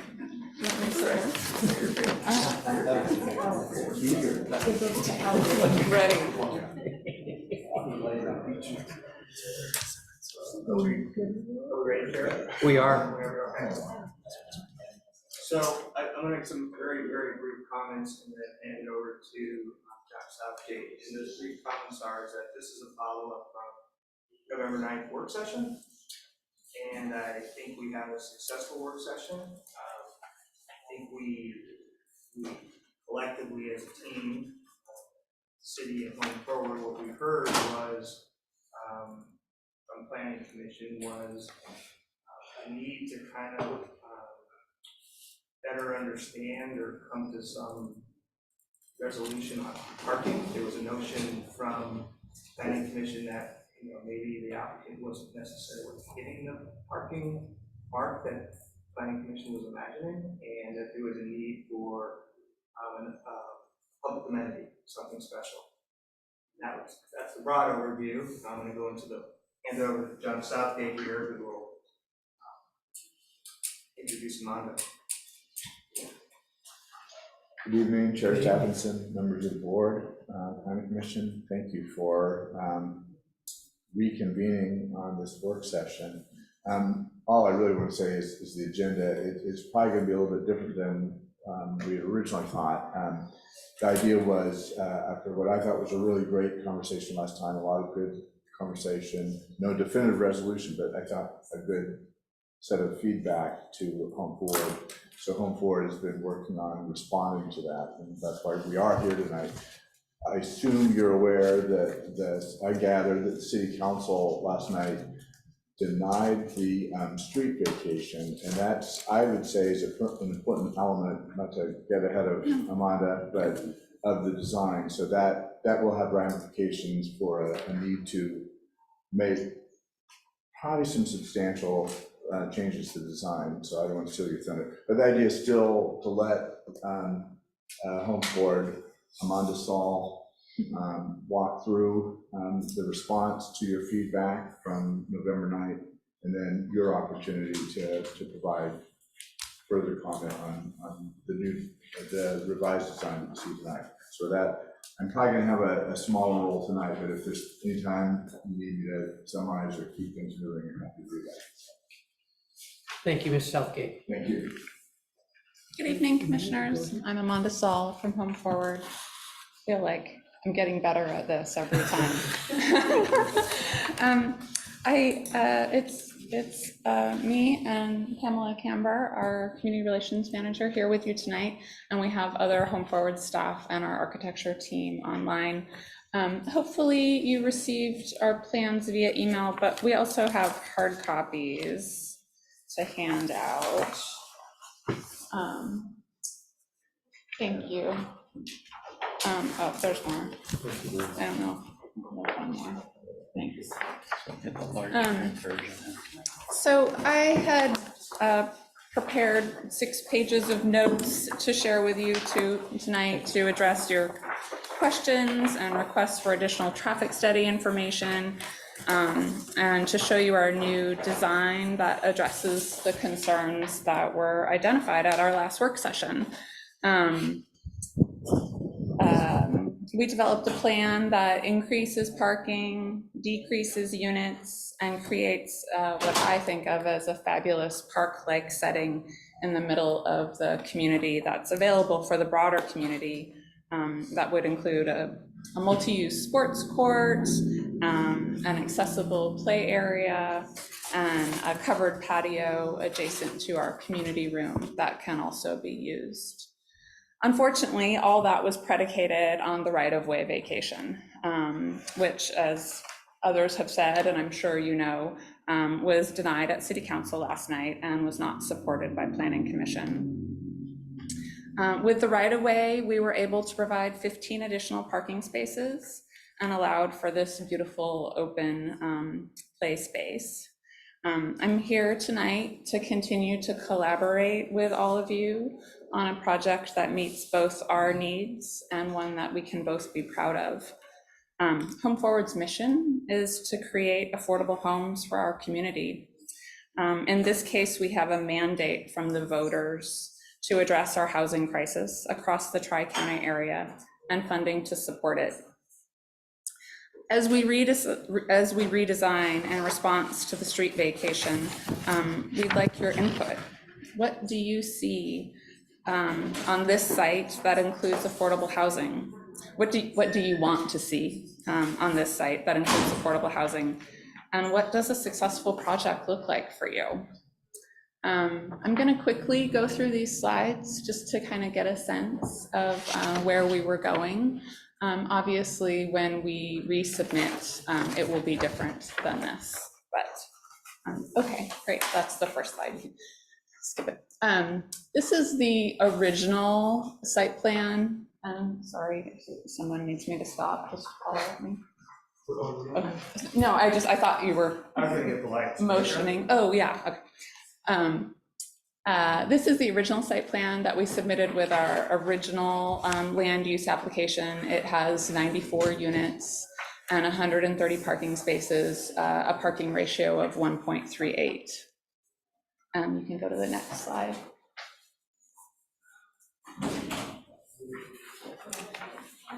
This is the site plan that we had planned to share with you tonight after the feedback that we got from you in November.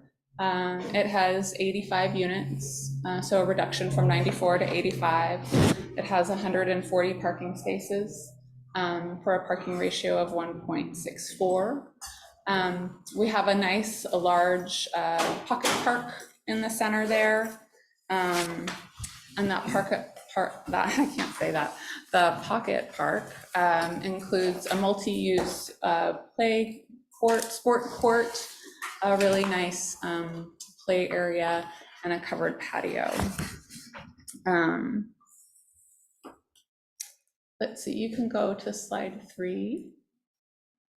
This just gives you a little bit more of a blown up version of that area that we were proposing next to the building that would have a community room right along Kendall that would be open to the public and has really nice access to a patio and a covered area and barbecues. I think another thing to mention is that we developed this site plan with the thinking that there are proposed 42 studios and 1-bedroom units. And so for those units, we assume that those folks will have probably 1 car and need 1 parking space.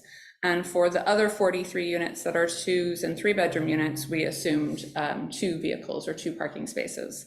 So that actually combined is a total of 128, which would fit on this site in this plan. And then there's the additional off-site parking that are allowed on street by code, but are not designated, obviously, for us.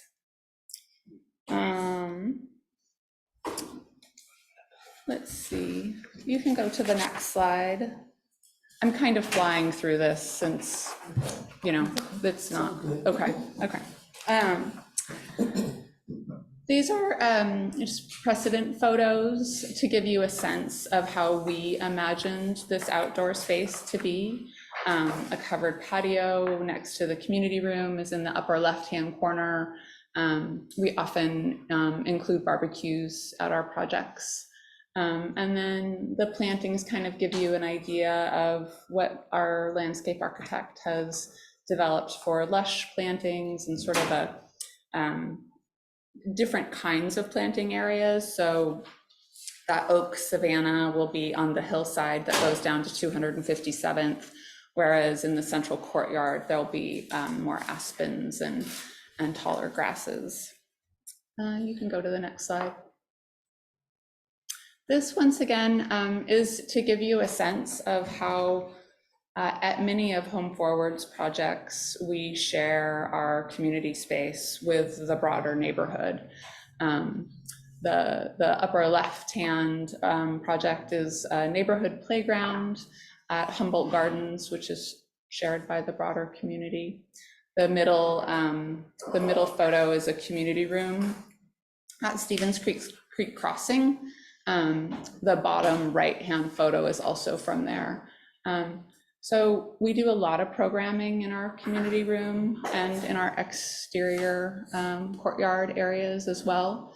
There were some really early discussions about perhaps having our community room be a shared space that the Troutdale Parks Department could also use to teach yoga or Tai Chi, other programs that you all have. I think that's really common for us, and I just I want to share that information, and maybe that hasn't come across as well before. Okay, next slide. This is a little bit of a close-up of how the playground sort of connects to the patio area and the glassed-in community space. It really gives you kind of a nice indoor-outdoor feel, and it's often used for classes and parties and meetings. You can go to the next slide. This is just another view of that same space that shows the covered area a little bit better. And then the next slide. And then this gives you a little bit more sense of that community room that would be right off Kendall, and how it connects to the patio space. And we often try to design our outdoor play areas so they are visible from the community rooms. Or, for example, right next to the community room will be the property management office and the resident services offices. And so if folks are in there having a meeting, and their kids can be outside playing. Next slide, please. This is a view you've seen before. It's just to remind folks that this is a view from 4th Street. So the building is set back from 4th Street based on input from the neighbors on 4th Street. And then there's a walkway that would walk you through the site to that common area space, or you could easily access the downtown Main Street. And then I think one more slide, questions, and then one more slide takes us back hopefully to the site plan. And so I would just love to hear all of your feedback at this point. And knowing that without the right of way, the project will change. But, did I miss something? Sure. Yeah, so I like the direction that you're headed in. So what I like to try to avoid is I try to avoid the projects of the 70s. I don't know if you're familiar with those. Yes, I am. Yeah, and so there's more than just how many people can you cram into a small space.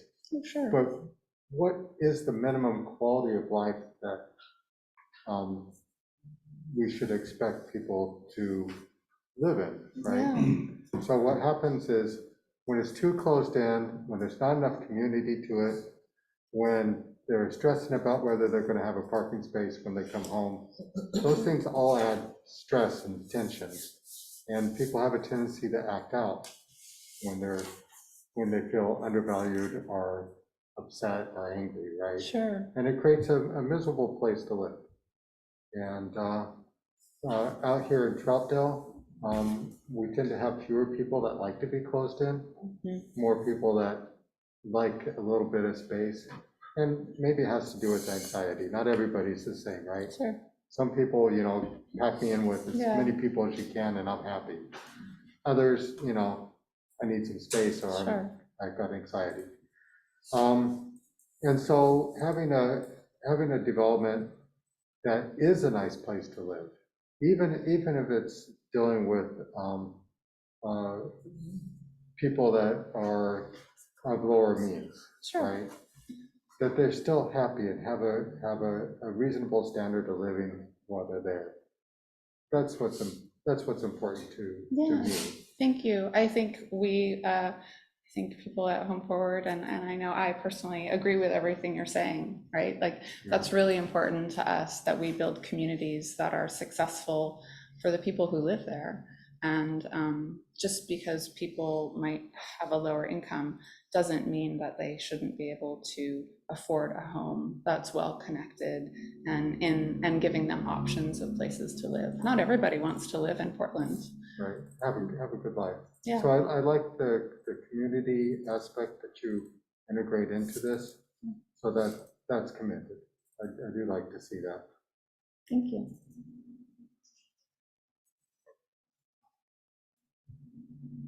Can you expand a little bit? You mentioned about using the community room in Troutdale, maybe parks or whatever. Sure. How does that look in some of your other communities, and what kind of access would Troutdale have? What kind of restrictions would there be? And I mean, it's a unique idea, and it could build some community involvement, but having a newer facility and having a place of designation, that just kind of, if you could expand a little bit. Yeah, I mean, I think, it would require more conversations, right, to really dig into all of the details. But I can tell you that in many of our existing affordable housing projects that have community rooms, that there are outside, we have partnerships with other either service organizations, or maybe it might even be a city department that has access to that space. And so, either it would be something like, on Tuesdays and Thursdays, the Parks Department teaches Tai Chi in the morning and yoga at night, or, and so it's just like blocked out. Or I think there's also situations where we build office space for folks, and that will be their office. And then, there would be a shared calendar. And so I think we'd have to work all of that out, but I think it's possible. We definitely do it in other locations. about like just thinking off the top of my head, computer lab area or something like that? Oh, Or sure. something. Yeah, of we that nature actually, that could be. yeah, I mean, I guess I probably should have said that. This project, along with many of our projects, have computer labs in them. So sometimes we'll have external people come in and teach computer classes to seniors, or do after-school programs for kids, and those computers are used for homework. If I could add Yeah. too, in my neighborhood, there is one of our large redevelopments that's about 6 blocks from my house. And in the summer, the Parks and Recs program actually runs kids summer camp right out of our building, as one of the things that is an option, because there's a really beautiful large community space like this one that was built into the project. So that type of relationship, it might not be a city program, it might be, another nonprofit that does community camp type things, or summer camp type things. So those are things that have definitely been done. Is that Stevens Creek Crossing? Can you go back a couple slides to the pictures? I'm just gonna point out which. Commissioner Allen. I just wanted to add to that. If you look at the success of the New York projects versus the failure of the Chicago projects, you find that the New York projects had more of a sense of community, and that's what made the difference. Yeah. And so I like the ideas. Yeah, I'll add that, thank you, that most of our projects, and certainly this project based on its size, would include a resident services coordinator. So there'll be someone who's assigned to this site and brings in those additional support services or makes those connections, and then also does things like have community meals, or have a school drive before school, and make sure all the kids have school supplies and backpacks, and that will be part of this project. And I had Alex go back to this slide, because the bottom right picture and the middle picture are both, yeah, so the bottom right and the middle top are both pictures of Stevens Creek Crossing, which is what Pamela was talking about. Did I answer your question, Commissioner? Yeah. Maybe visualize a little better. Yeah, good. Mr. Prickett. I like the fact, I'm very appreciative that you did put a 4-foot fence up that. Yes. Makes me feel better, especially along 257. I appreciate that immensely. The stairs, now, not all people can access stairs. Sure. So my question is there going to be a ramp for the people that have wheelchairs, or how are they going to be able to access public transit, which the stops are on? Yeah, I don't think right now we anticipate a ramp there. It's not required, so they would have to go out to Kendall and down to the main street and go around. The site itself will be fully accessible, and so all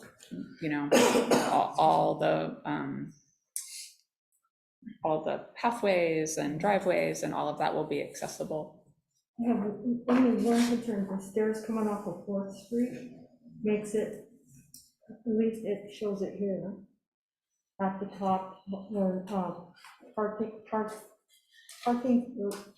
Yeah. where you see, there's a little stairs that comes up off of 4th Street. Yeah, so there'll be a lift. Right, but my concern is also that people are gonna park there because it's more convenient to walk down or go down the stairs or whatever to get to their apartment than it is to drive through their apartment building.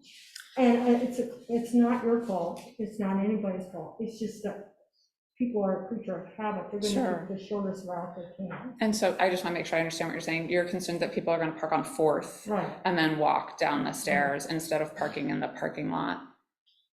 That's a concern I have, because the residents there, that street isn't I mean, I go through for the recycling, and it's, two cars can't go by each other, so Yeah. that's my concern for the residents that live on that street. But other than that, I really like the plan, it's really good. Good, and thank you for noting the fence, because I forgot to say that. We did add a fence, Commissioner Prickett, didn't you have a concern earlier about the number of disability spaces? It was at a previous meeting. About, Oh, disability spaces. the right, number- there's certain requirements that you have to have for ADA, Right, and that was my concern, is that there's access to 257 stairs only. But she said they could go down Kenwell and out to Troutdale, Columbia River Highway, and catch the bus there. right. Doesn't this facility, isn't it likely to have more ADA people in it? And If they- Are the spaces proportional? I think so, sometimes. I'm not sure what the law requires. You have to have an ADA travel plan Right. to get to, it doesn't have to be the entire complex, but it has to be to get to certain areas. Right. And I would imagine that's been met. Yeah, our public funds also the site be fully accessible, and that 5% of the units be fully accessible, and 2% of the units be accessible for hearing and vision impaired. So that will also be part of the project.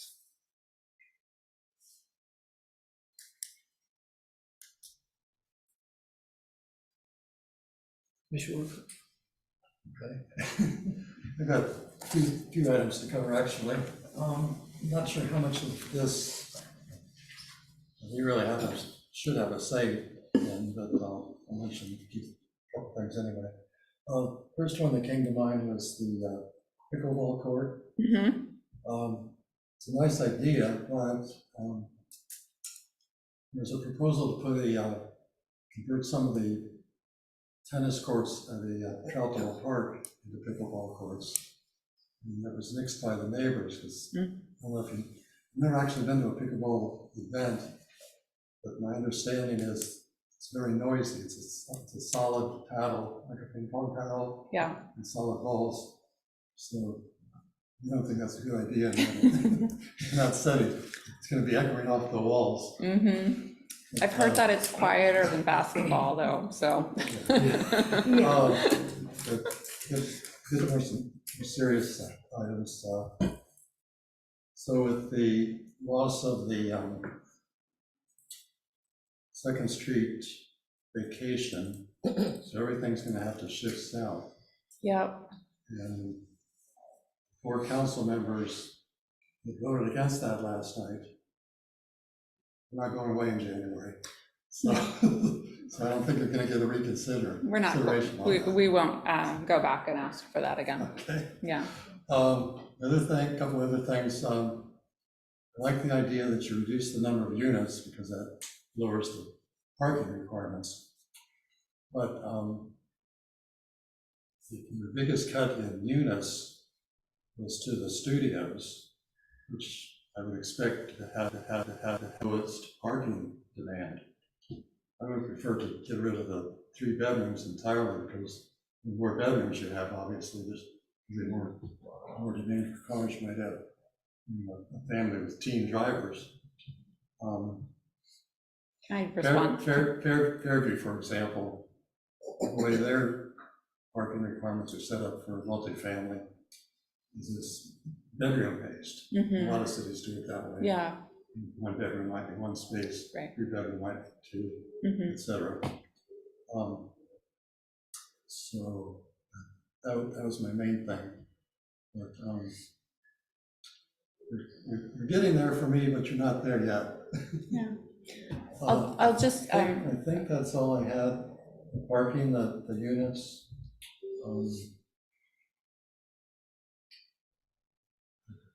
That covers it for me for the moment. Thank you. Thank you. I was just going to address really quick your comment about losing studio units, it is a requirement of our funding that that at least 50% of the units be family size, so 2 and 3 bedrooms.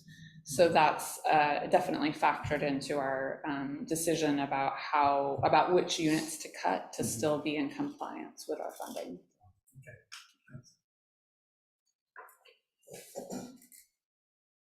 I'll just jump back in and just going off of parking.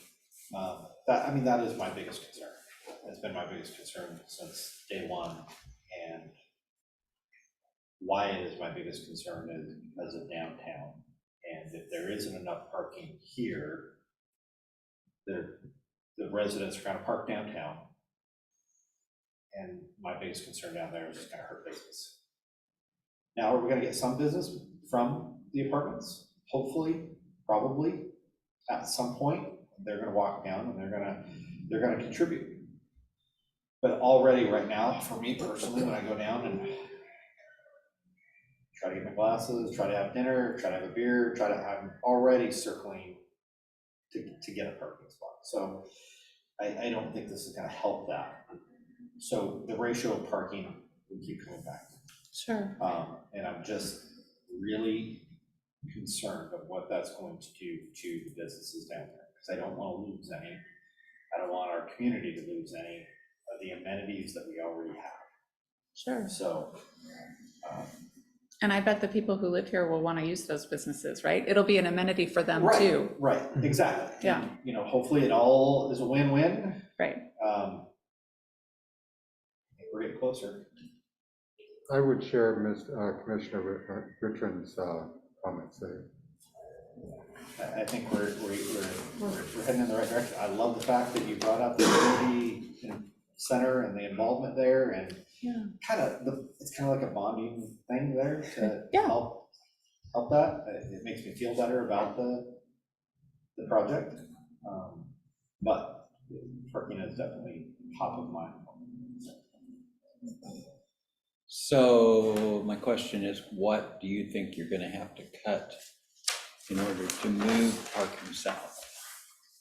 Is that going to cut into some of the amenities that you?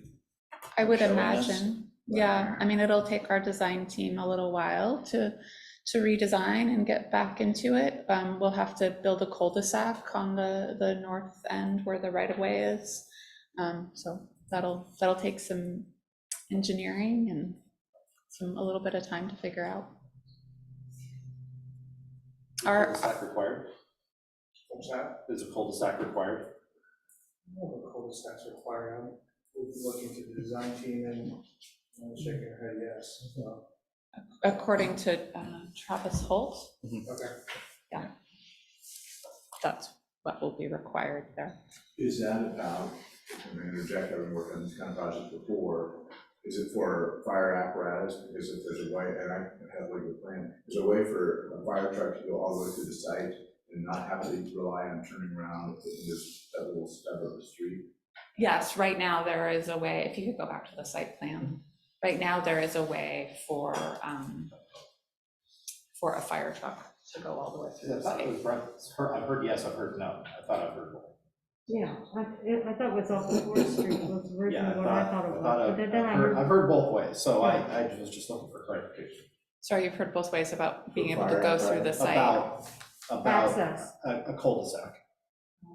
Yeah, I've heard that too. And then I think the cul-de-sac piece, then more off-street parking. Yeah. If you didn't have to, right?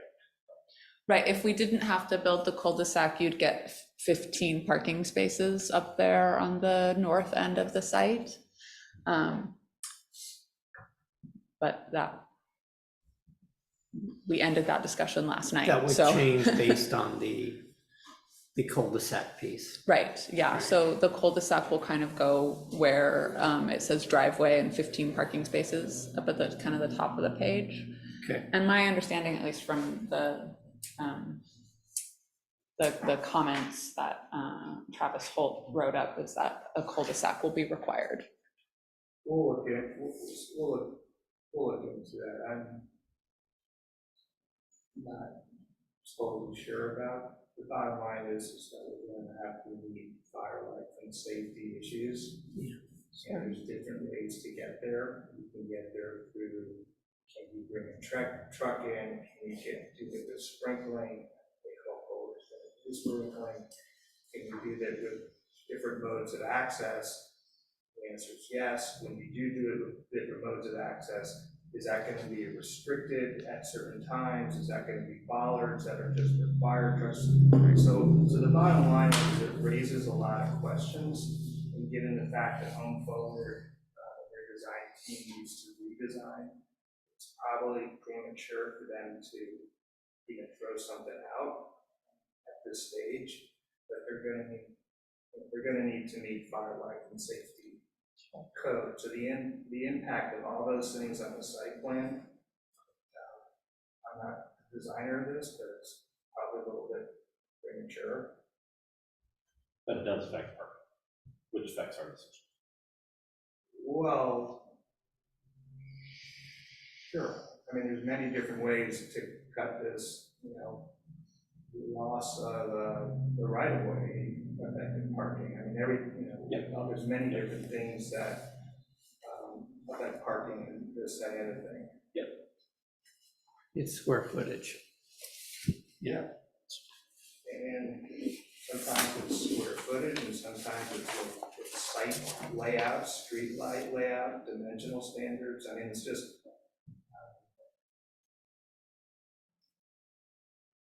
Look at maybe more of a hammerhead approach for fire, is that what you're thinking? I'm not saying anything.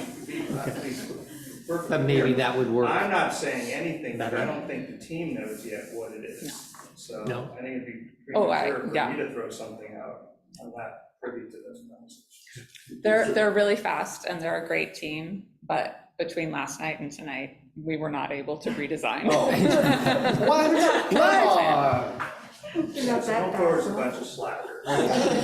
That wasn't until like, what, about 10:30 or something? I don't know. Right, we had nearly 24 hours. Yeah. But this discussion is germane because there are options, Right. We're not going to design this tonight, but yeah, Hammerhead is, with some jurisdictions, I don't know what Troutdale does and cul-de-sac.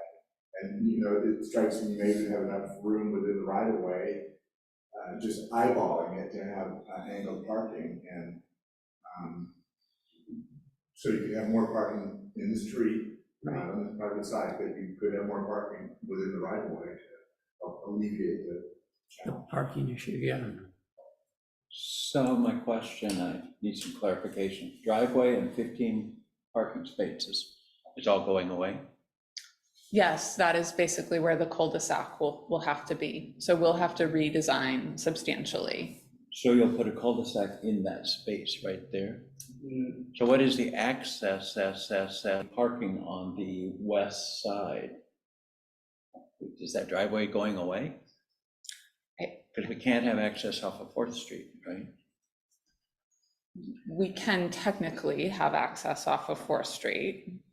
I'm sorry that I can't answer your questions right now. I think it will take, it'll take the architecture team and probably meeting with the Public Works Director to understand the full requirements of the cul-de-sac and how that impacts the site. I know that's not a very satisfying answer, but we don't know yet. Because I thought we had come up with the 4th Street would only be emergency entrance. That was something that was talked about last time. That was something that we talked about, but frankly, you'd really need to see the traffic impact analysis to decide that. Right. And that would be really helpful to see, especially as far as how that would affect 4th Street and what the city would look to do to handle that traffic. Yeah, and we actually have got the draft of the traffic impact analysis yesterday. And I have my notes for that. I'm just going to read it to you. And we can send it to you as well. Global Transportation studied 4 intersections at the morning and night peak hours to create a draft transportation impact analysis at Buxton and Columbia River Highway, Buxton and 2nd, Buxton at Fourth, and Buxton at Cherry Park. Based on an 85-unit development, they ran 3 scenarios to compare with the existing traffic flow. Scenario number 1, no development in year 2024.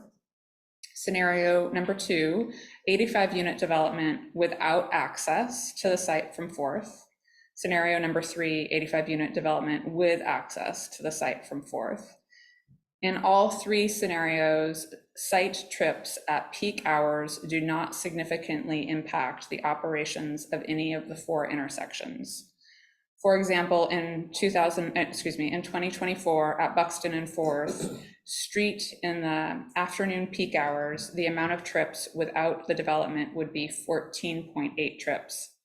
I don't know the amount of time they use. I'm sure that's in the actual report. I'm just like pulling out the executive summary. Without access to the site on Fourth, it would be 15.1 trips. So 14.8 to 15.1. And with access to the site on Fourth, it would be 15.2. We can send you the full draft report, but basically the takeaway for me is an 85-unit development does not exceed trip generation standards for those intersections that were identified. And it doesn't matter whether or not you have access just off Second or access off Second and Fourth. That was a lot of detail. I didn't necessarily. But they didn't study Kendall and Right. Columbia River Highway? No, it doesn't look like it. We can ask them to add that before they finalize the report. That would be very helpful. Kendall and, sorry, which? Columbia River Highway? Right. And Amanda, we might ask Leslie or Diana, I thought that those intersections were in the first traffic impact. No, this is the one we just got. I know, but the first time we did those other intersections. Oh, I see what you're saying. Okay, I'll have to ask. Thank you. We might have, so what she's saying, did you get that? That she thinks that that intersection may have already been studied, but. And so minimum density is what, 83? Units? Yeah. I believe it was, Yes. yeah, I think it was, Sounds right. that sounds right to me. Okay, that's my mouse math. Okay, it was 83, okay.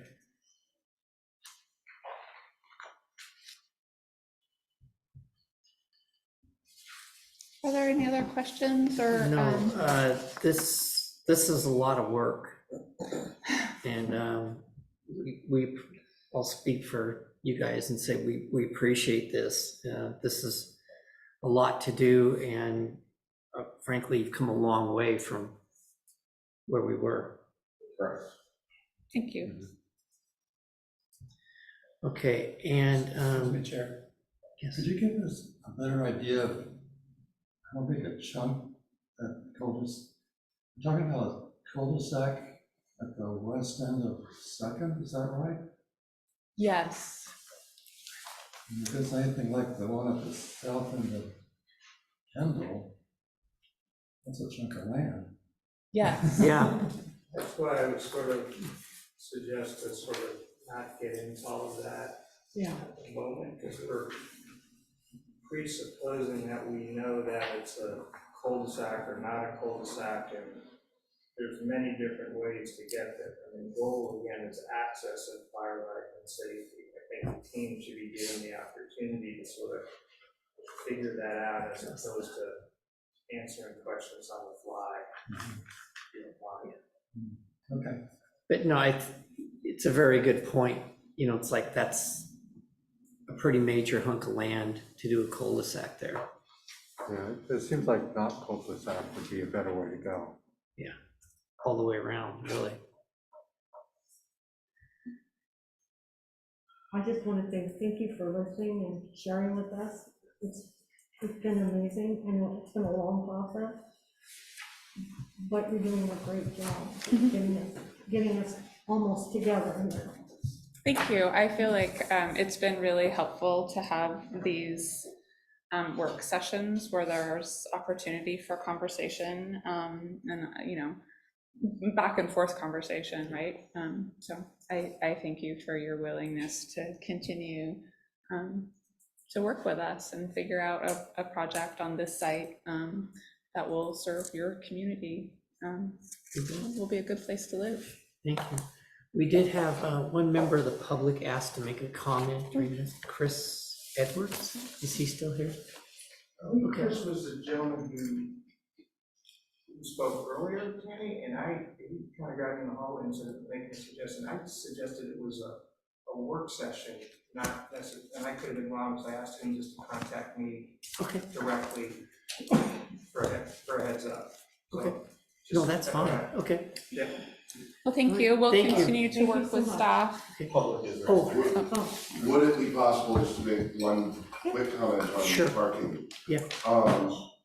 One thing that I think has been difficult for people to get their heads around is the disparity between the perception of a lot of these complexes of there being not nearly enough parking and the data that has been provided that says there should be more than enough parking. And I think one of the nuances there that makes this difficult is that not all parking is created equal. And for people coming to park in a complex, whether they are a resident or a visitor, things like, is parking assigned? Are vehicles registered? How many visitor spots are there? How many ADA spots are there? All of those nuances offer restrictions that do not allow the parking in its raw ratio to be used as mathematically efficiently, I guess is my point. So there could be many open spots, but someone coming to visit their grandmother may still have no available parking spot, or somebody visiting a friend, or somebody coming home from work at a strange time of day might still end up parking on 4th Street and walking down the stairs because for their use case, there just is not sufficient parking. And I think while the code focuses on the ratio, which is really the only criteria that I believe the commission can really vote on and look at, it behooves us collectively as a city to make sure that that ratio gets pushed as close to that code as possible to allow for the inevitable inefficiency of an actual real-world parking lot. Point taken. Thank you. Thank you. Thank you. I have seen that when all the spaces are too narrow and you've got people that need more space in order to get out of their car. Maybe they've got a physical disability or something, they just need a little more space, but they're not legally disabled, right? Or they just drive a big truck. Or they drive a big vehicle, yeah. Compact spots tend to be a little small. Okay. Thank you. Any other comments? Right. Thank you. Thank you, we appreciate it. Okay, next up, wanted to talk briefly about the text amendments. And so we know that we had the changeover when we updated the commercial standards. And so we want to get back in and adjust that, but there's also been some changes from Salem. Salem's kind of decided that they'd like to frankly see less regulation of marijuana facilities. And so we're gonna have to adjust that. We're working on that now with legal, and we'll have that. Or a suggestion. Yeah. As far as what would be appropriate.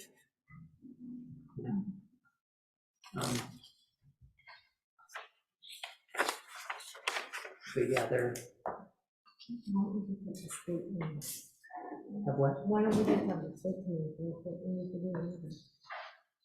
I mean, that's basically. Because they what- probably would. We're not gonna roll over. No, we're not gonna roll over, but it seems like we come in and say, you can't do this, you can't do What we're gonna do, we're gonna look at, what we can do, and then that's gonna dictate what we do, okay? And so those will be, what are we looking at, guys?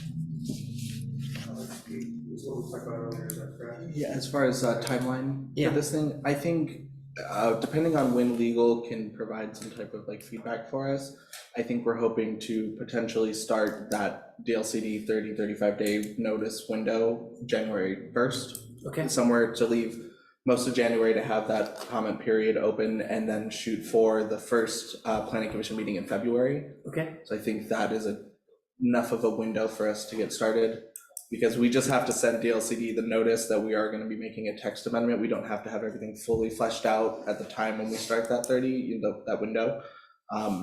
Certainly we have to submit some things, but I think we could aim for the first meeting in February. What is the state language required to be done by? So as far as what the legal's providing for us, or? Well, it. Now, when do we have to have our text amendment in place and?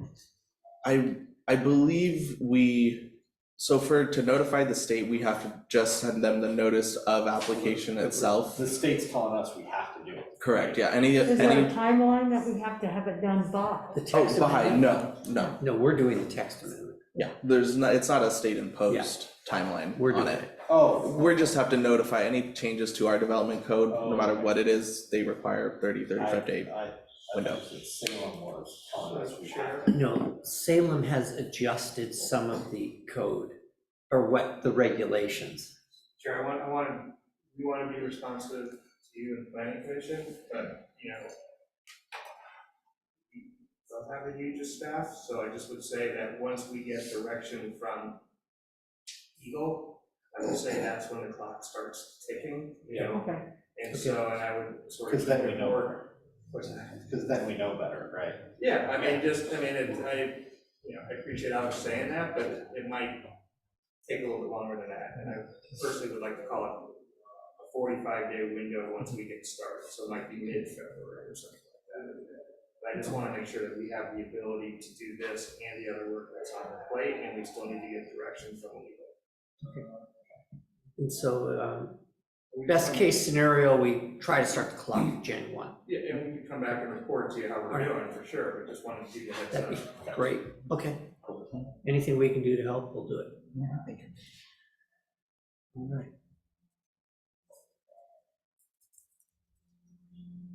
And while we're on that subject, we'd sent some text amendment updates up to council, and council deferred those basically until doing them with some of these other ones that we have going, because we know we're going to do this one. And so rather than do that and come back a month and a half later and do another one, we're just going to do them all at once. Yeah. We also want to revisit some text amendments on the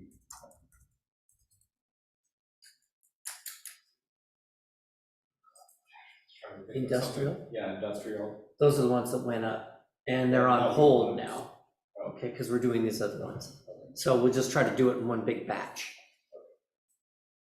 It's a lot easier for these guys to do them that way. Right? Okay. All right. And to you. Do we have any updates? I don't have any updates. I don't think we have any updates. I'll see you guys tomorrow.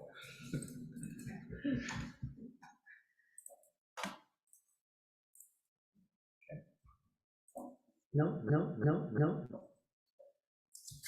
I do have one question. Yes. So there's a good possibility we're going to see an appeal go to city council on what we voted tonight, right? With the marijuana flavor. No, you never know. You never know. So do they see do they get all the information as to why we ruled the way we did and what we based it on and all of that? I think they get all of the information. I don't think they agree with all the information. Oh, okay.